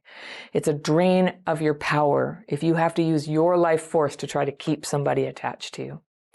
If you're worried somebody will criticize you, just prepare yourself to hear it. If you haven't heard of my front porch concept, all right, think of yourself, of your heart, your feelings, your mind. This is your house, and out here you have a front porch. And so if people want to talk to you, and you're not really sure if they're safe or what their motives are, you can say, oh, fine. Just picture them talking to you on your front porch. And so you bring your attention out to the porch and go, sure, what have you got to say? And then they say it, and you decide, am I going to let what they said, or let this person into the house? Do I let it into my heart, or do I just consider it out here and go, and where I have the option to go, yes, I reject that. You can say you reject it to them, or you can just go, all right, well, thank you for your feedback. Bye. You don't have to get into it with anybody. Because the next one, the fifth thing, if you've been fighting everyone, there's avoiding conflict, and there's coming to the porch for the conflict, and then there's running off the porch and getting out there and fighting with everyone. Well, that probably means you have confusion about boundaries, what you can ask for from people, what it means when you don't get what you ask for. What people's intentions are when things feel disappointing. That is something that can get so messy when you're still you got some unhealed trauma wounds there. But fighting drains you. So speaking up is good, fighting drains you, just big messy conflicts. Some of it can't be avoided. It's life, it's part of having relationships. But if you grew up in a household where there was violence or there was, horrible animosity, then sometimes there's this really bad well that opens up when you get into, trying to state what you need or listen to somebody else's criticisms. And it can get so tough. And I really recommend that you learn some techniques for staying regulated when you are trying to communicate things that are a little bit fraught or triggering for you. To stay regulated, you can take that, I'll put the link in here again, to the signs of dysregulation and emergency measures to re-regulate. And at the end of this, I'll also tell you about my free course where you can learn the techniques that I use every day. It's called the Daily Practice. All right, fighting is a drain. Speaking up for yourself is empowering. Taking a bunch of random criticism is a drain. Being able to hear criticism on your front porch can be empowering, and it can be enlightening. You get to have a choice about what comes out and what comes in. And I know how hard it is when you have all that neurological dysregulation and emotional dysregulation from CPTSD. But that's what we do at Crappy Childhood Fairy. We learn how to master that. So everything becomes possible. The sixth thing was, instead of using intoxicating substances to cope with dysregulation, you can learn healthy ways to re-regulate. This, again, is where my daily practice comes in handy. It's very calming and soothing, and you must have a way to calm yourself and to soothe yourself. I'm not saying that hey, lady, calm down. Nobody wants to hear that. I certainly don't. But everybody needs to find ease and comfort, especially in emotional distress. And if you've sought help for your complex PTSD symptoms, even if you didn't have a name for, what is wrong with me, you've probably met with the thing where people are just like, calm down, think of this, not that, say this, not that. But it's all just such a jumble when it's going on. So this technique, the daily practice, it's a way of putting in writing what your fearful and resentful thoughts are. And those are just like, when you're dysregulated, when you're in a conflict with somebody, you get them on paper, you ask for them to be removed or release them, depending on, how you see the nature of reality. And then you just rest in meditation for 20 minutes and let your brain recompose itself. And I'm telling you, you will be amazed what a difference it can make just to do this easy thing that takes nothing more than a pen and paper and some 20 minutes, 30 minutes. You can't always do it in the middle of a conversation, but the more you can teach yourself to step away when conversations get intense like that, the better. And you can take a minute. And when I had been doing these techniques for 3 years was when I was finally able to let go of my 2-pack-a-day smoking habit. And I was definitely using cigarettes to stay regulated and to try to handle the intensity of things coming up. I had to have, as they say in AA, a sufficient substitute, right? If your thing is alcohol or drugs, definitely learning how to have that ease and comfort and get those thoughts out of your head is such a great. I know people who do just that to get clean and sober. Maybe you have another technique, but you can use that together. Just to always have, you have your pen, you have your paper, you always have a way to just calm down. And a lot of people will be like, take a deep breath. I just want to tell you, taking deep breaths has never been enough for me when my CPTSD symptoms are upon me. I always felt like that was just like a little bit light. It's a good thing, but it's not enough when the full thing's going on, when you're in bull in a china shop state of mind, right? The 7th thing. Instead of putting yourself down to other people, remember I talked about that, putting yourself down and fawning, just focus on letting go of what other people think. When you're working on yourself, you will have a much better sense of when you're doing something you don't feel good or dignified or proud of, and when you actually are okay. When you have confusion about whether you're being a good person and keeping it together, you're going to find yourself paranoid that other people are judging you all the time. And the fact of the matter is, they are. All those sayings like, it doesn't matter what other people think. But actually, if you're like being very rude or cruel or something and other people are going, wow, she's really rude and cruel, they would have a point. I feel like we don't say that enough. And there's so much like on Instagram, it's like, oh, it's, other people's criticism is always wrong. It's like, not so. Sometimes they're right. And CPTSD involves some difficult behaviors. But putting yourself down is never productive. So working on yourself, which you can do it with the daily practice. People do it in my membership program. They do it in 12-step programs. They do it with therapists. You can work on stuff where you're kind of undermining yourself or getting into self-defeating behavior. And every time you resolve one of those problems, it's like, woo, your head comes up, you feel good. And then you don't have that urge to put yourself down to other people. And the fawning instinct, comes from a childhood thing of like, if I'm nice to you, mommy, will you please not be mean to me? Will you please not leave? And it comes from that, right? So when you heal your trauma, when you heal your fundamental security, part of which is to feel good about your own ability to solve your problems, your own ability to take responsibility for how you treat other people. Like that feels good. It feels really good, and less insecurity is there and more security that, you know what? If somebody's just like, won't give me a break, I'm truly doing my best here and they're just endlessly criticizing me. It's just like, here's what you do. Whoop, just let them go. You don't even have to push them away. You can, but you don't even have to. Just release that hope that they're going to come around and like you or approve of you. You need to approve of yourself. And if you think, oh gosh, this criticism's about to come, let me preempt it. I'll put myself down first. It's not going to work anyway. It doesn't make them see what's so great about you. It tends to, they get a little bit of agreement for if they were actually thinking something bad about you. Now, I know sometimes we project that that people are thinking something bad about us, which is another reason not to just jump in there and go, I know, you're probably seeing what a liar I am or something. And then they'd be like, I hadn't really thought of it, but maybe, yeah. So don't give them that. Just work on yourself. Work on yourself and do your best to be a person you feel good about. All right, in the first round, we talked about overspending, spending beyond your means, going into debt, using credit cards to death. So instead of doing that, here's what you can do. You can begin keeping track of your spending and your bills, what you owe, what you spend, and what you earn. Now, I'm telling you, this is something that when you're in the middle of kind of dysfunction around this stuff, you are thinking, oh, I just can't look. I don't want to face it. It feels so good to face it. It can be really fun to start making a plan to go over, here's what happened, here's what my goals are, here's what I'm trying to save. You are not alone. If you have debt, you are not alone. It is so common for people to end up in debt, especially if you grew up with trauma, because first of all, the trauma causes poverty. You may have grown up with sort of like poverty thinking, and then it causes difficulty being in situations with other people. And being able to, be good with other people is so much how we earn money. Very few people have figured out how to do that without actually interfacing with other people.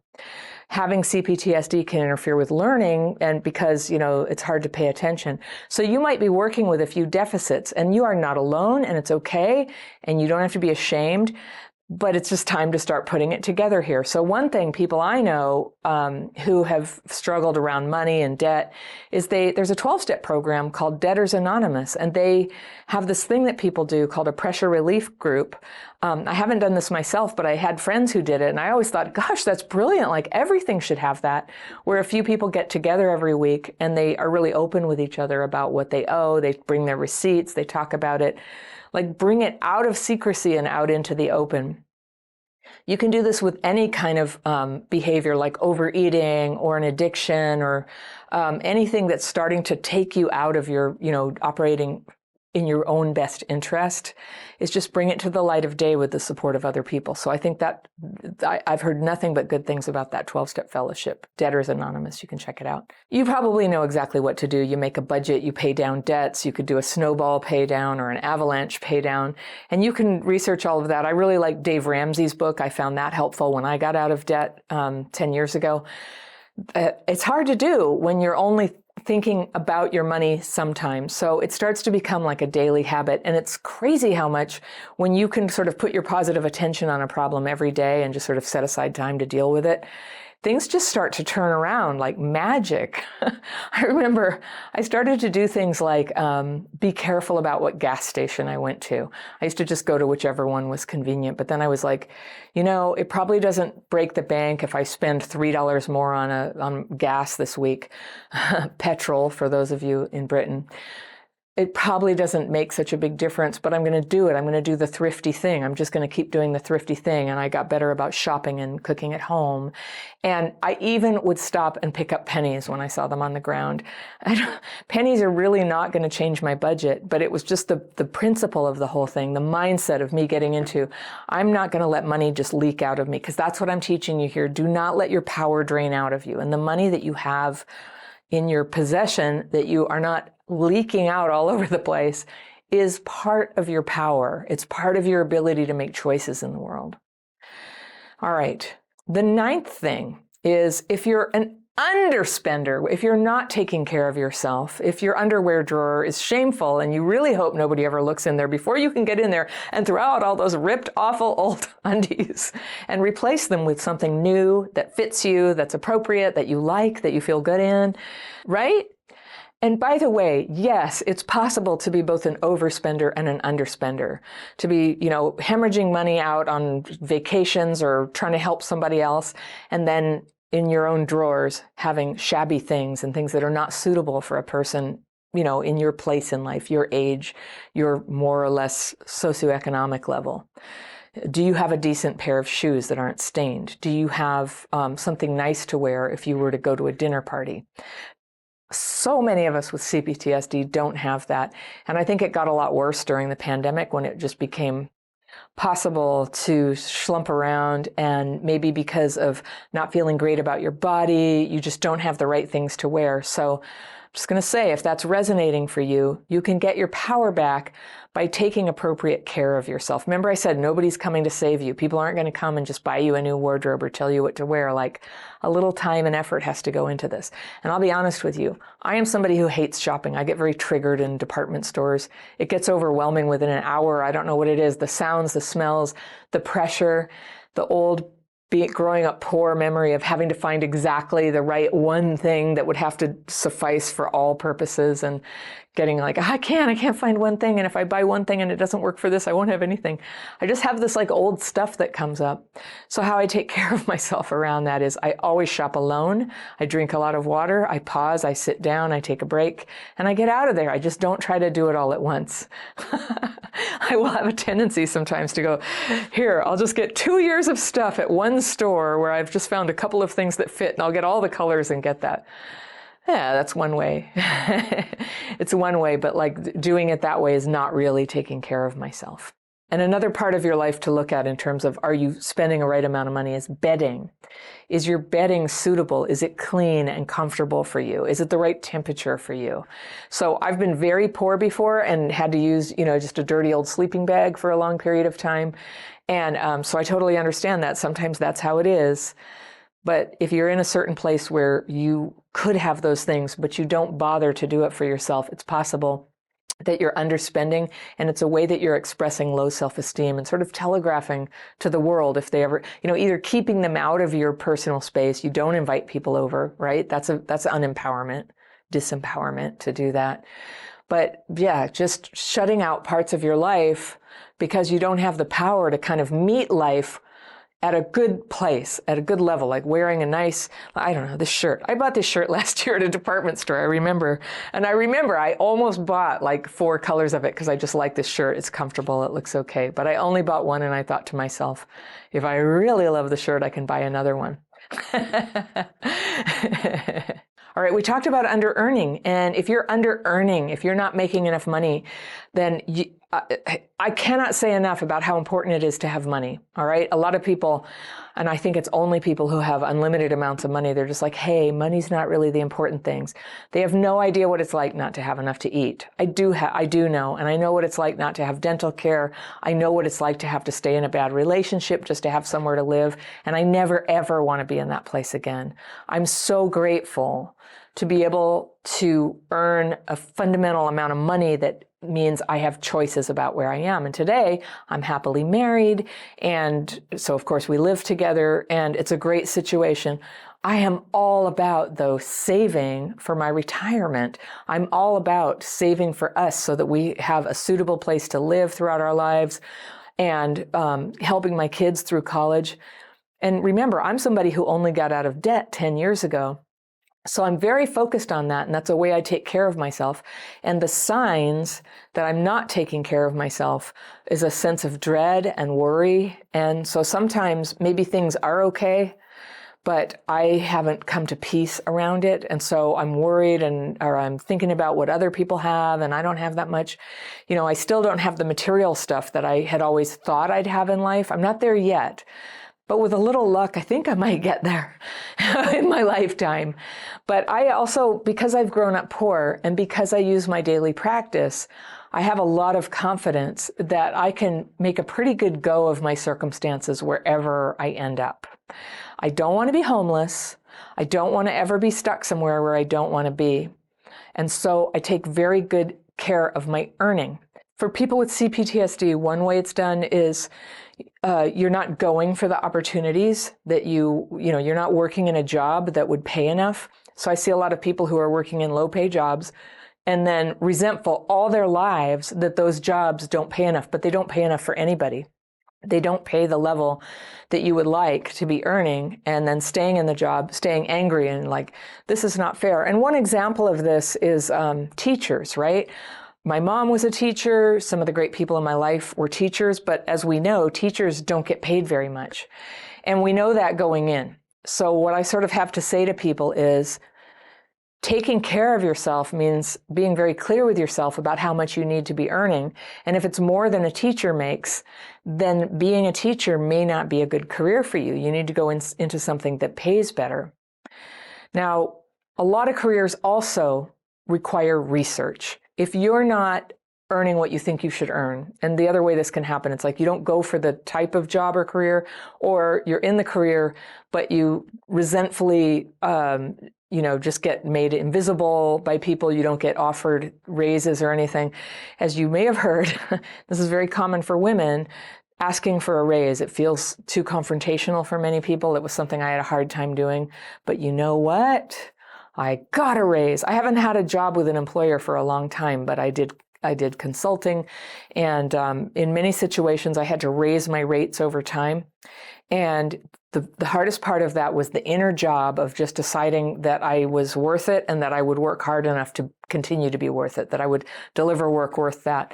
It was easier for my clients to accept pay rises, an increase of rates from me than it was for me to prepare that self. So it's an inner job. And you do that by doing the research, by dressing the part, by learning the skills that are needed. I can't tell you. I know a lot of people who are software engineers. I live in the northern part of Silicon Valley. And a lot of people are software engineers. And in some environments where software engineers work, there's a huge culture of learning, and people are always learning new things, and they're being cutting edge. And that tends to be a workplace culture that's really going to go somewhere and innovate. But other places end up with a workplace culture, and I'm just picking on tech people here, but this happens in all professions. And people don't learn new things. They're just very protected and defended and like, we've always done it this way. We don't do that. Oh, that's just somebody's opinion about some new thing. And they want to keep everything the same. Well, in technology, that doesn't tend to do very well.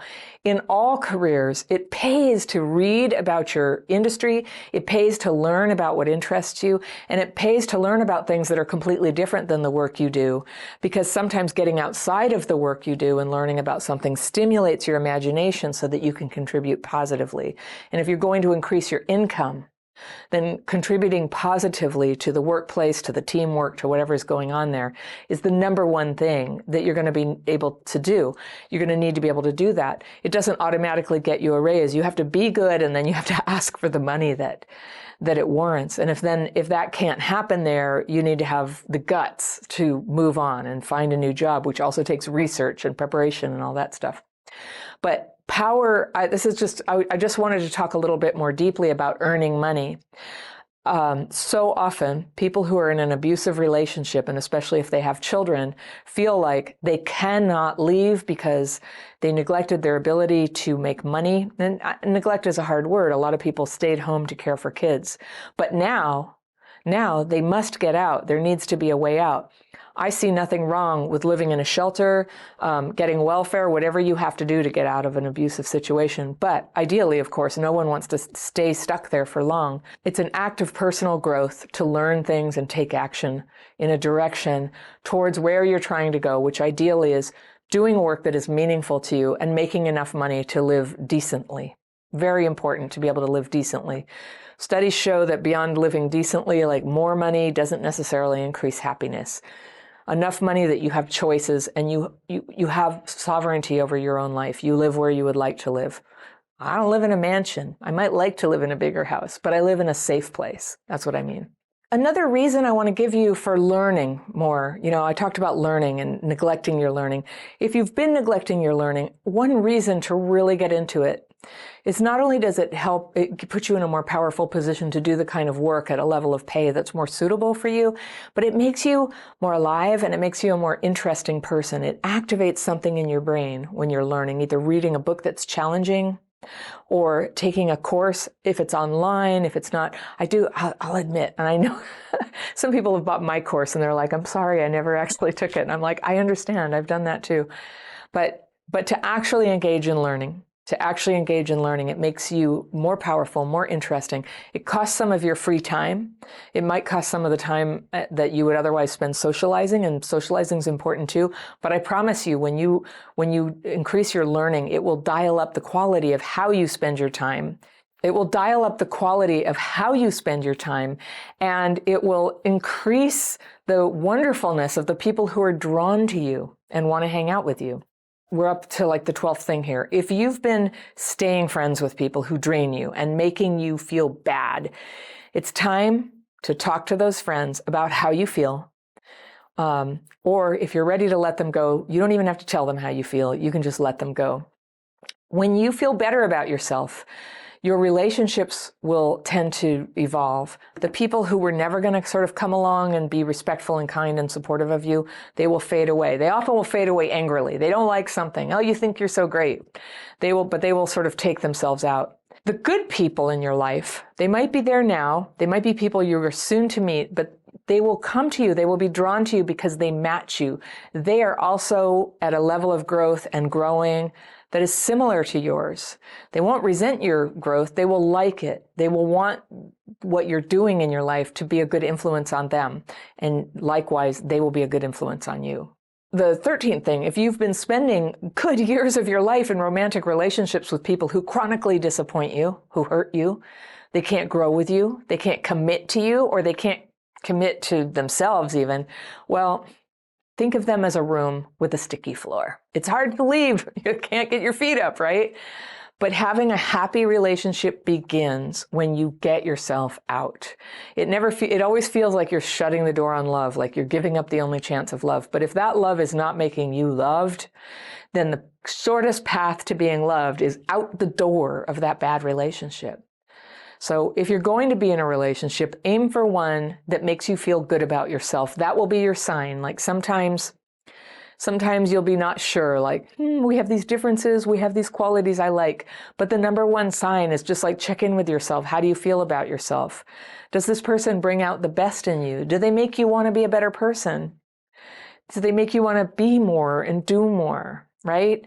That's a sign. That's what they're talking about when they say that someone completes you, right? Their very presence in your life sort of draws you forward into a better version of yourself. All right, the 14th thing, if you've been neglecting yourself, your health, your hygiene, your appearance, sit down, get a piece of paper and pen, and make a list of 10 things you can do to take better care of yourself. And this is going to be, you know what they are, but I want you to write them down. Go take a walk, find a recipe to make a healthy meal, make an appointment to get your teeth cleaned. You know what you need to do, but you need to sit down and bring it into your consciousness, into the top of mind. So make a list of 10 things. If you make a list of 10 things and you tape it to the wall where you see it every day, begin to take at least one action a day towards doing that. Make the appointment for the dental cleaning, okay? Go take the walk. Make a date with your neighbor to take a walk. Arrange to walk somebody's dog for them. Just take the action and put it on your calendar to take at least one action on your list of things that need to happen for you every day.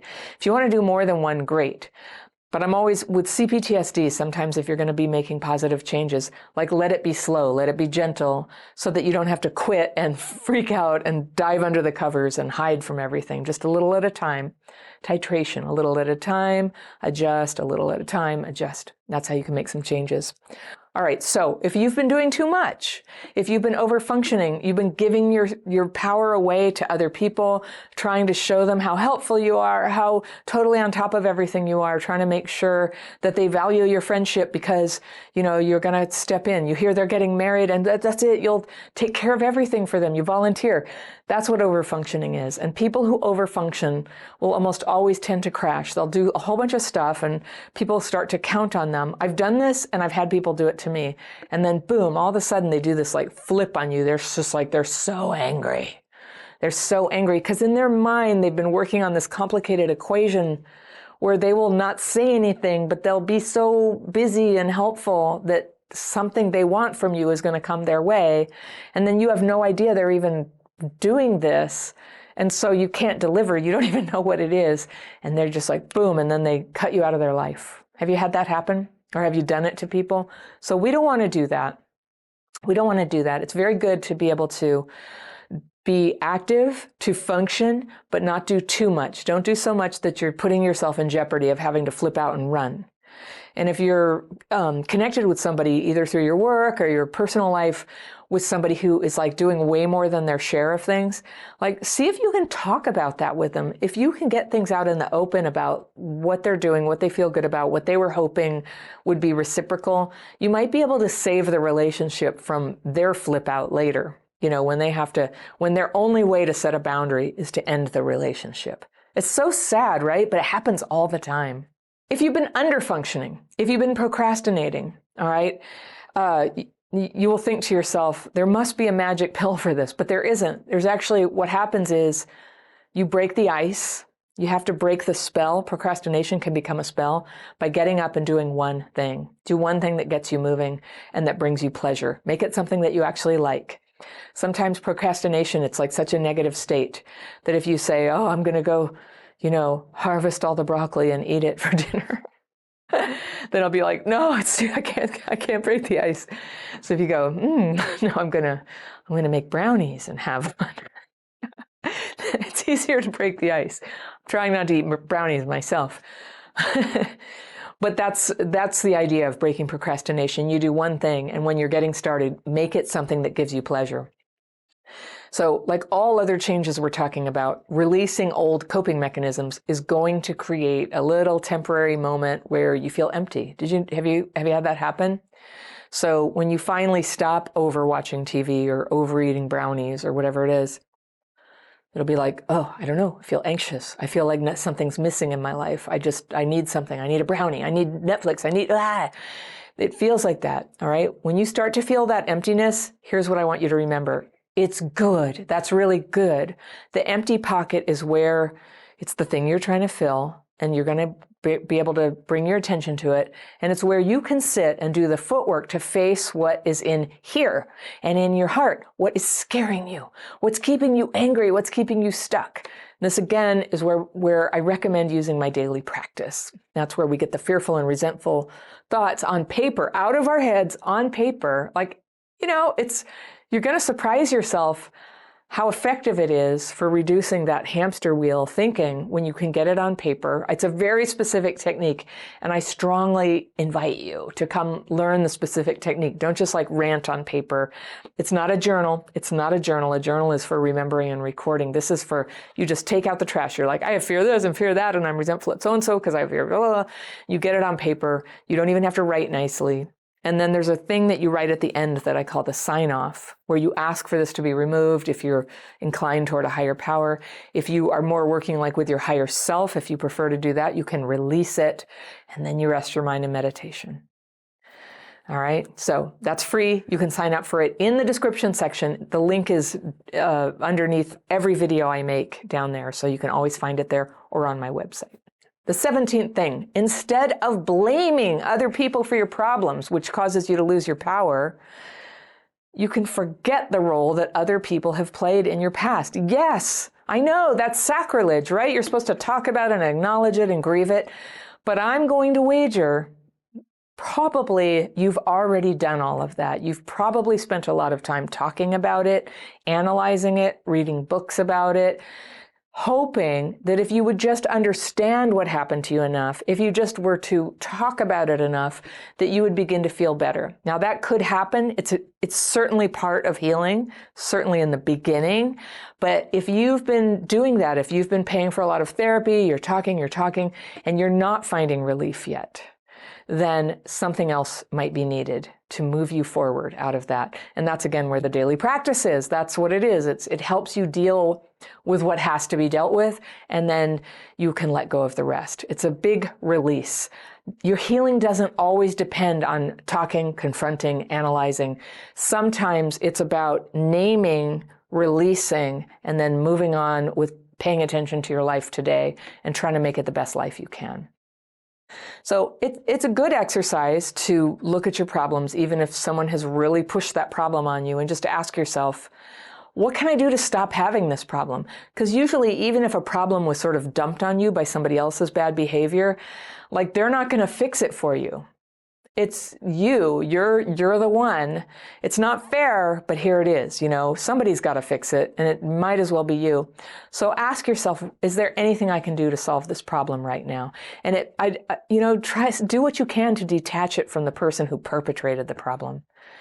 There's very few problems that other people can solve. Some of the ones like that are like lawsuits and things, and that's one reason I have really tried to stay out of those in my life, because you can really get tied up for years trying to make other people a judge, a jury, the other person, the lawyers or whatever, to see it your way. And sometimes the most freeing thing, the most happy outcome is to be able to just wash it out of your hair, what happened, and move on sometimes. All right. The 18th thing, if you've been cutting people out of your life as a way to avoid difficult conversations, well, I want you to be able to have a choice in those moments. You can cut people out of your life, but It is something that you could exercise only when everything else that you could try has failed. So sometimes problems with other people can be worked out. And sometimes problems with other people, sacrilege again, sometimes they can be ignored. Not everybody in my life has my approval or agreement about everything they think and do. But that doesn't really have to be an issue because of the nature of my relationship with them. I don't have to worry about that. I don't have to tailor my life around it or make them change to be friends with them. Now, I know there are relationships that do need to end, and that will become clearer, especially when you're using tools to get those fearful and resentful thoughts out of your mind. Those can actually trap you in kind of a strange way of like blaming other people for stuff that's not their fault, blaming yourself for stuff that's not your fault, blaming yourself and thinking they're so great when it is their, it's just like our perception gets very warped. So you need a way to process your thoughts, especially the negative feelings, to process them. And sometimes processing them just means naming them, releasing them. And releasing them doesn't mean you're not going to deal with them or you're not willing to look at them. It just means that while you meditate for 20 minutes and take a rest, you're just like, there, come out of my mind, let my mind come together. And you'll usually find that only some of the things that were bothering you come back. Only some of them come back. And a lot of what's been bothering you, the fearful and resentful thoughts, they just drift away. They're just forgotten. And so when I do my techniques of the daily practice, I write my fears and resentments, I meditate, and I keep a pad of paper just in case I go, you know what? I really do have to send that rent check right now. I forgot. And I can write it down because even that'll start to be something I must think about. I can't just like relax right now. I'm afraid I'll forget. So you take care of business, and that's how you get your power back. And that's very empowering when you can when you can keep track of what you feel responsible for doing and let go of the stuff that doesn't need your attention. You just took all these power drains out of your life, and you could take all your power back and focus them on the things that you do need to do that are fruitful, that you choose. That is power. I would like you to have the power to save relationships that matter to you. That's a very important skill to have. So you can talk to people. You can talk when there's a problem, and when you trust yourself a little better to be able to handle the emotions that come up when you're honest about your feelings, you can be more confident about going and trying to patch things up with people. When you heal, you will become better at having healing conversations that help relationships and don't hurt them. When you heal, you'll become better at having healing conversations, and you can practice that when you have a little small rift sometimes and work your way up to bigger problems. All right, the 19th thing, if you've been staying too busy to ever focus on what needs healing in your life, oh, this is great. This is your chance. You get to do less now. Being overbusy starts as a way to help someone out or make extra money, but if it's a coping mechanism you're using, all this activity to avoid something in your life, it's time for you to have that quiet time and just let the awareness of the problem show you what it is. You don't have to solve it yet. Just allow it to enter into your mind, and your mind will begin to work it out. As you have less PTSD symptoms, your mind can do these projects for you just while you're sleeping. All right, if you've been consumed with somebody else's problems and it's been driving your life, it is time for you to bring the focus back to yourself. It's one thing if this other person is a child and you're obliged to keep taking care of them. And that's a hard situation, and help is available for that. But if it's a partner or friend, and you can't be that effective in solving problems for them, and there's a high probability that you're avoiding your own life by, trying to be the hero in their life. A lot of people are afraid that if they focus on themselves, they'll be lonely or bored or useless or just too consumed with themselves. But when you avoid yourself like this, you lose all your power. And guess what? You become lonely and bored and unable to be useful to anyone. Now, if you grew up with trauma, a lot of what I'm saying probably sounds good, but you don't know how to actually start. The place to start is with the daily practice course I teach. It's 2 techniques that help you get clear in your mind and calm in your emotions and empowered to take good common sense actions to build your power back up. If you've been reading my blog or watching my videos or taking my courses, you're probably in a place where you're going deeper than you have before and being bolder about facing some of the really hard stuff in your past. And hopefully, you've been able to get even more honest with yourself than you have before about not just how you're affected by childhood PTSD, but about your own behaviors that are flowing from that traumatized place and sabotaging you. And if you're trying to change that right now, you're probably finding out how hard that is. Most people with childhood PTSD, they're affected by trauma and neglect, and they just stay affected. Some problems tend to get better as we age, but most of them don't. And some of this stuff, if you let it go on and on, it'll start making you weird. I think we all know some older people who had maybe some ordinary quirks in their personality, but they never dealt with it. And as time goes by, they get weird. They get mean or insanely judgmental or paranoid. And that contributes to them being isolated. In fact, we only get to avoid changing by staying isolated. I think there are a handful of people who will just get lucky and spontaneously heal, or they'll meet this incredible person who changes their inner lives and softens their edgy personalities. But for most of us, change is only going to happen if we pretty much throw ourselves into an honest fact-finding about everything we're doing that's making life harder, and then being unprecedentedly brave about doing something about it. And it's been my experience that even when I go full tilt, 100% in this direction, there's some stuff I haven't been able to change about myself. And one example was smoking. My last cigarette was on May 26th, 1997. And the fact that I stopped was a miracle, and something I know without a shadow of a doubt I could not have done unless some kind of spiritual power had made it happen. And if you're an atheist and this is crazy talk to you, don't even worry about finishing this video. Just stick to the practical techniques I teach. But if you're open to this, I'll tell you what happened. So I was a heavy smoker for 16 years before I quit. I was at 2 packs a day. That's 40 cigarettes. It's hard to smoke 40 cigarettes in a day, but not for me. Sometimes it was even more. And I wanted to quit so bad. I had made, I think, about 30 serious attempts to quit. I'd get a few days, maybe a few weeks, and then I'd relapse and go full-on addicted immediately, which was so depressing and demoralizing. I was ashamed of myself, and I kidded myself that people didn't know how bad the problem was. I started to smoke because I heard that I'd lose weight, and I did at first. And I knew that my mother had smoked really heavily while she was pregnant with me. And I wondered if this explained why the little buzz of nicotine that I'd get from that first hit of a cigarette felt so comforting and womb-like from the very first time I smoked. And I used to stand outside and take a drag off my cigarette and think to myself, God, I love smoking. Cigarettes, for me, they were a way of taking a break. They were a way to collect myself.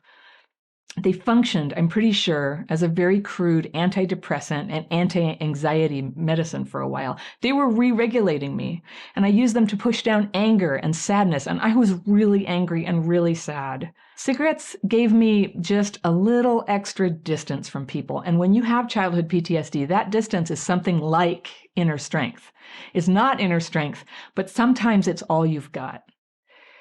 Now, if I would try not to smoke, it wasn't just the cravings, it was the feeling of like wretched depression that would just bring me down. And it was so bad that at a certain point, the only sane thing I could do to save myself would be to smoke again. I smoked when I was sick. I smoked when I visited my mom while she was dying of lung cancer. I smoked while I was spraying bleach cleaner on a moldy wall and I was inhaling the particles. And I put myself in danger, like smoking outside of bars at night.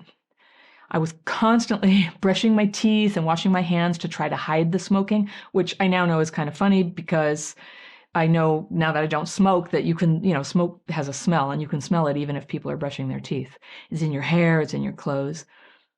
And smoking almost certainly caused the development of my reactive airway. And you're actually hearing the results of that today. I had a cold a while ago, and I get asthma every time I get a cold because of my history of smoking, even though it's been more than 20 years. And I'm sure it played a role in the development of Graves' disease, which is a thyroid disease that I got just before I quit smoking. And it's a condition that requires radiation therapy to fix. It's pretty serious. And in fact, when I received radioactive iodine as a treatment, they said, okay, don't smoke. But of course, I couldn't not smoke. I was like a physical wreck. at this low point in my life at that time and getting radiation treatment to actually kill the thyroid tissue. My muscles were wasted. I was really stressed out. I was spiritually worn down, and I was feeling totally alone in the world. And I had a lot going on. And about that time, I visited my stepdad in Tucson, just spending the night before I went into a 1-week silent retreat I'd booked, and it was just outside of town. And I was so ashamed because he just cared for my mom and then his own mother, one after the other, while they died of lung cancer. And then he got cancer, very serious cancer. And this visit was in the very early days after he kind of miraculously survived. Now, my stepdad is not the type to lecture me, but I had a pretty good idea how he would feel about my smoking. And I didn't have the heart to do that to him. So I was sitting on the back steps of his house that first night, having one last cigarette and planning for the whateverth time to quit the next day. And in the morning, I went into this silent retreat center, and I had very little to do. So even though it wasn't really my thing, I participated in the prayers that took place there throughout the day, sort of like, I thought of it like an anthropological exercise. Because like back then, religious people who prayed, in my view, they were just kind of like dumb weirdos. But I was there at the retreat. I wanted to be there. And I'm sorry to say I had a really judgmental and narrow-minded attitude about it. But I was really attracted to what they were doing. It was peaceful. It was gentle. You could just kind of feel this healing in the air. They were always inviting me to participate. And mostly I didn't. And they were fine with that. And I was just being silent, doing whatever seemed good as it presented it to me.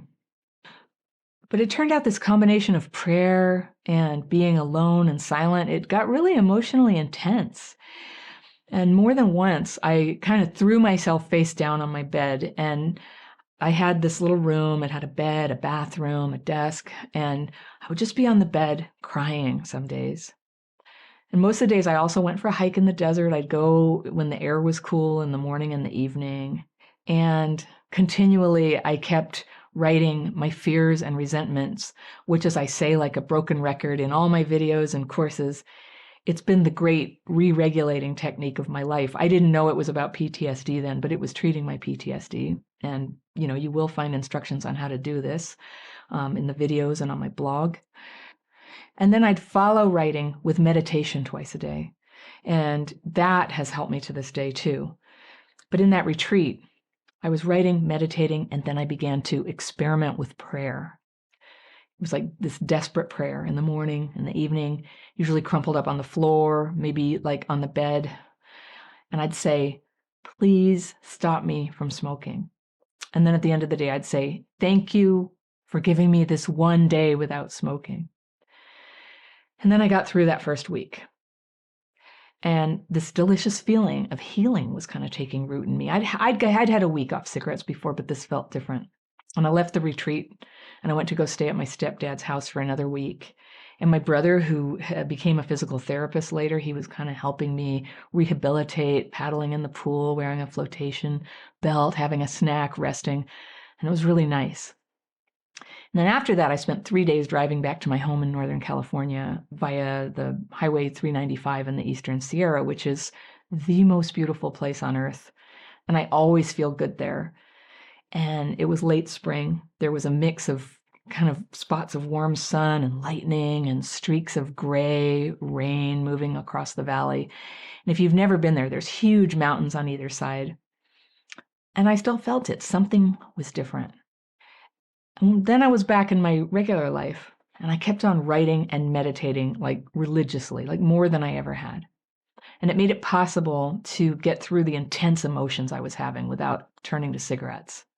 And I stopped drinking alcohol because even though alcohol itself was never a problem for me, it was a trigger for smoking.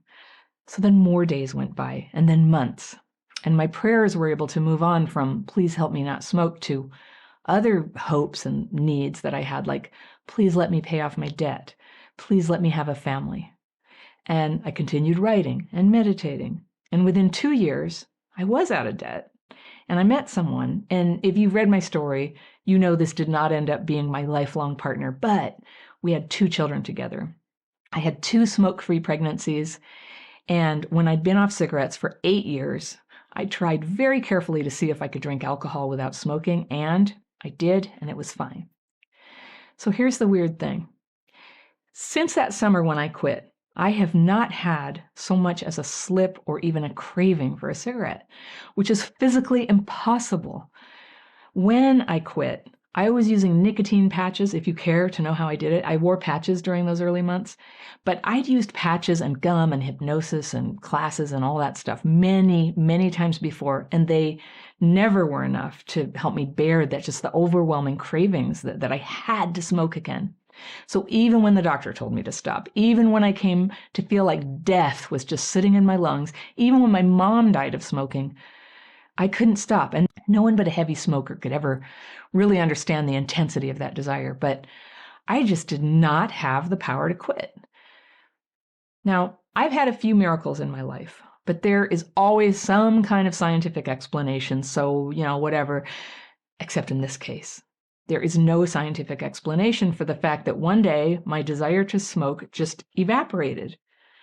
And if this is possible, I reasoned, anything is possible. And this knowledge completely changed the direction of my life. So this begs the question, with childhood PTSD, is spirituality necessary, or are practical techniques enough? And I can't answer that for you. The techniques and ideas I'm showing you are just from my own program. They're adapted from pieces that I learned from reading and living and learning from now several mentors, including people who are spiritual and actually in some cases religious people.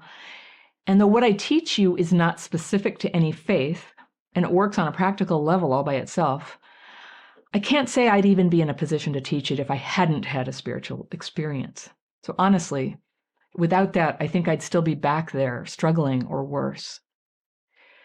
So I want to say, whether or not you believe in miracles or God or a power outside of ourselves that can help us, the power of this daily practice I teach of writing fears and resentments and meditating, it doesn't change. If it's really just a practical technique, then it doesn't matter whether you ascribe spiritual significance to it.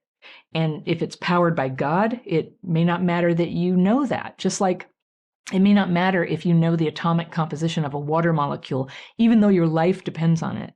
But if you're doing all the footwork and you're not quite getting the results that you want of healing, and there's a small part of you that believes or hopes that there is a power out there that can meet you right where you are, in the point where your own capacity to heal your life may be stuck, it doesn't hurt to ask, and you might as well try. Sometimes the person who is sabotaging your happiness in relationships is not your parents, not your ex, and not the people who put you down. Sometimes the person sabotaging you is you.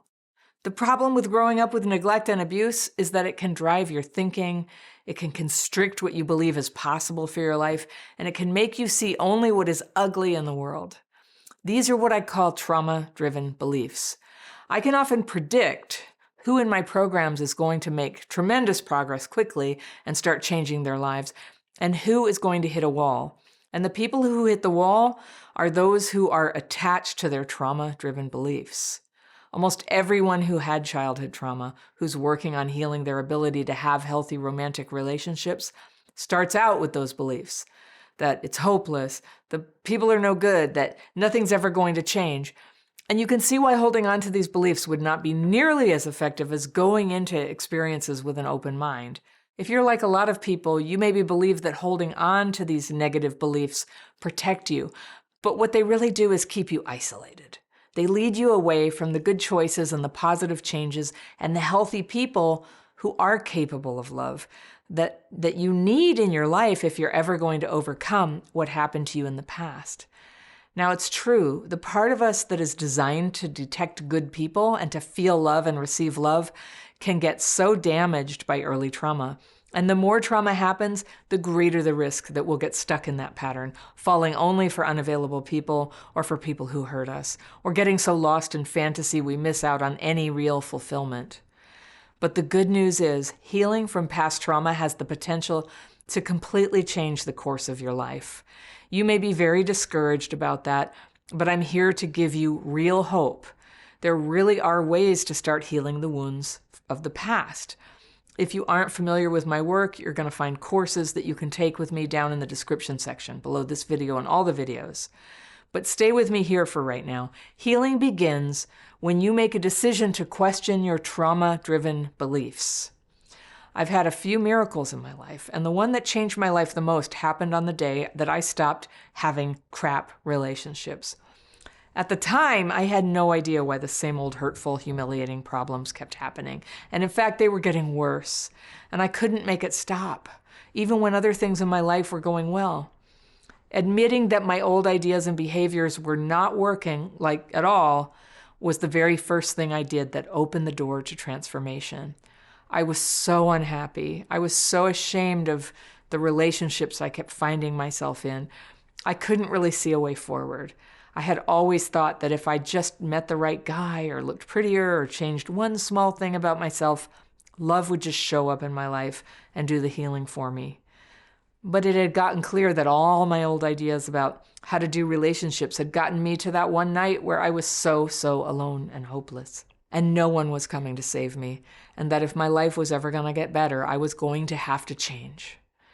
If you've ever had to admit this kind of horrible failure, you know how the first several seconds or so are like dying. But very quickly, a new feeling fills you up, a sense of surrender, of peace, and then, thank God, possibility and even hope. Everything at this point depends on your willingness to get real and take action, and then keep taking action. Now, negative patterns, I happen to know, are very sticky. They're hard to get rid of. And even when they're gone, they try like hell to come back. I tell the story of this transformation in my dating course. And if you're interested in that, you can find the link down below in the description section. But when signs of improvement began to be visible in my life, friends started to ask me how I did it. I took their calls and I taught them my techniques. And soon I was sharing my principles with their friends who'd call because they heard I could help them break their trauma patterns. Eventually, I started a blog and then a YouTube channel and then courses and coaching, and an amazing community grew up all around it. And what we do here is learn to shed trauma-driven beliefs and become open to a new way, a more practical and rational and self-loving way of living our lives. We learn to heal brain dysregulation, which is really common with CPTSD, and to operate in a regulated state. When you're regulated, it becomes possible to deprogram yourself. That's a strong word, I know, but deprogramming is exactly what has to happen when we've gotten stuck in an unconscious, repetitive, and destructive cycle of behaviors. Behaviors are at least partly driven by beliefs, and when we have childhood PTSD, a lot of our beliefs came from trauma experiences. Trauma beliefs are cultural, they're family learned, and they're reinforced by our friends who likely also have unhealed childhood PTSD, because that's who we like to be friends with. We usually know what we're doing wrong, and we can try to make ourselves act normal, but this kind of symptom fix is usually only temporary. Real change demands that we identify those trauma-driven beliefs and begin to replace them. Normal people seem to just know this stuff, but those of us programmed by trauma usually need stronger, clearer guidelines that may feel at first countercultural, unnatural, even radical. But that is how to deprogram and then reprogram yourself, and it works. And if you want to learn the techniques for that, please do check out the links I keep talking about down in the description section. Just to help you determine if you're carrying some of those trauma-driven beliefs that might be blocking you from love, let's talk about 10 of them. I attract unavailable people is one. It's not a problem, actually, whom you attract. Can I tell you that?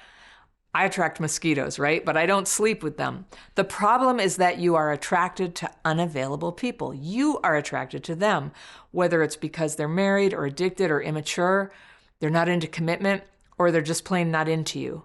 If it happens once, it's a terrible disappointment. If it happens all the time, it's blocking you from any real kind of love. We're often attracted to people who are, whether we see it or not, about the same as ourselves.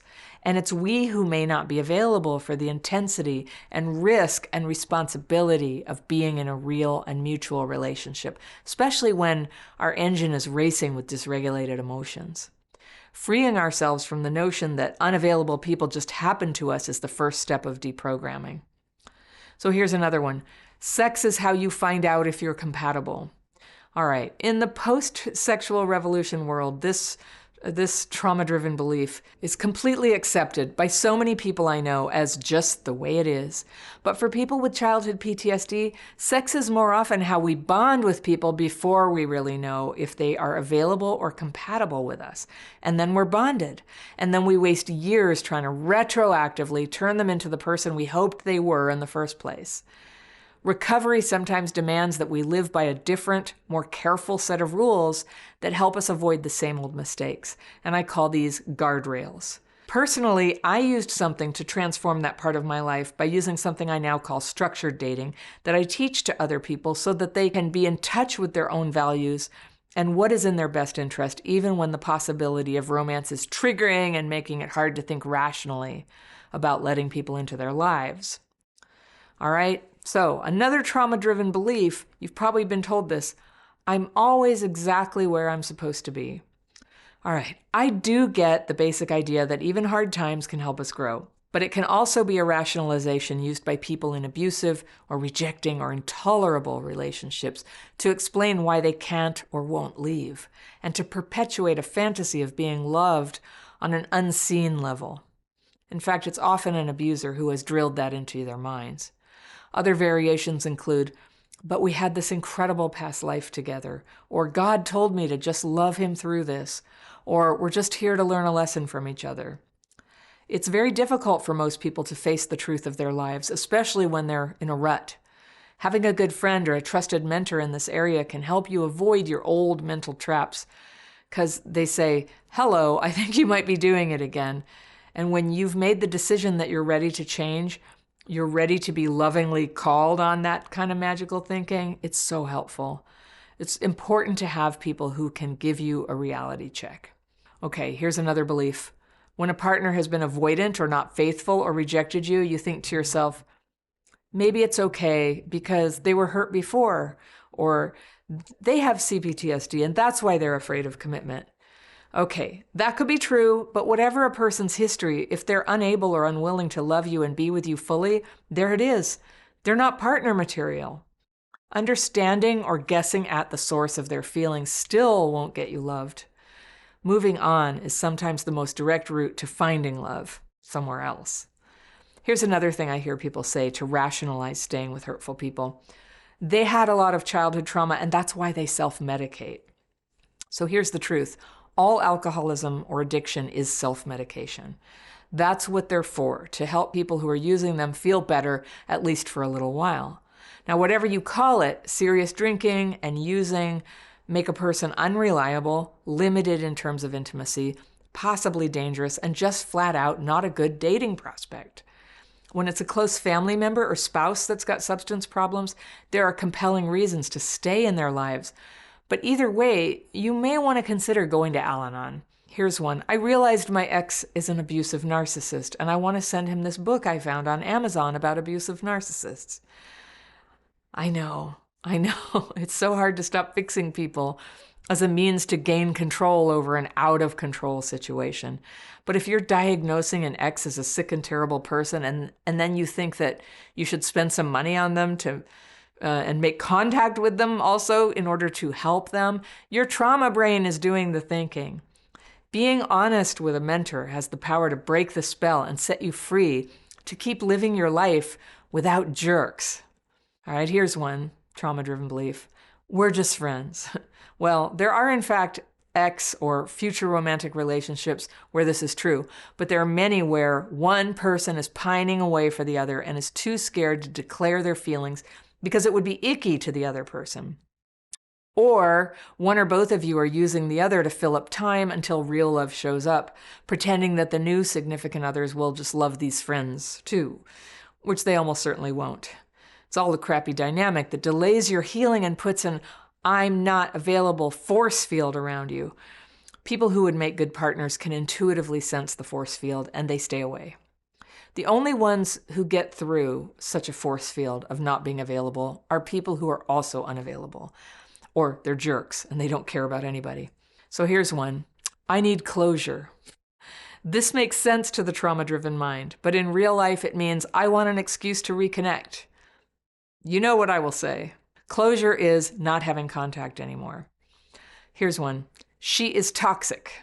There's toxic stress and there's toxic emotion, but the concept of a toxic person, while I get it, I get it, a lot of times it's just a way of avoiding taking responsibility for our own part in a destructive relationship, including what are we even doing in that relationship. It feels so much like certain people are like a poisonous element, like radiation or a virus, that it just comes in contact with you and then you fall down poisoned, right? But it's a dance with other people. If nothing else, your part is that you danced with them and you basically got triggered by their behavior. And I'm not saying it wasn't bad behavior, but it caused you to get emotionally dysregulated and lose your balance. It's more realistic to acknowledge that you have a toxic reaction around certain behaviors and that it's actually possible to become neutral to people who are selfish or manipulative or to stay away from them altogether. The best strategy is to work on that. How will you hold boundaries around the people you choose to have in your company? Okay, here's a belief. There's no good men or no good women or good marriages out there. So I used to think this, that all the good men were taken and I'd better just stay stuck in a crappy relationship. But now I'm sorry I wasted so many years on this kind of trauma-driven thinking, pushing away good relationships, filling up my life with bad relationships, wondering why on earth this kept happening. Sometimes you have to shed the bad relationships before you can see the good things that are possible for you, because the bad relationships are the very thing reinforcing your trauma-driven beliefs. Now take heart. Healing is possible.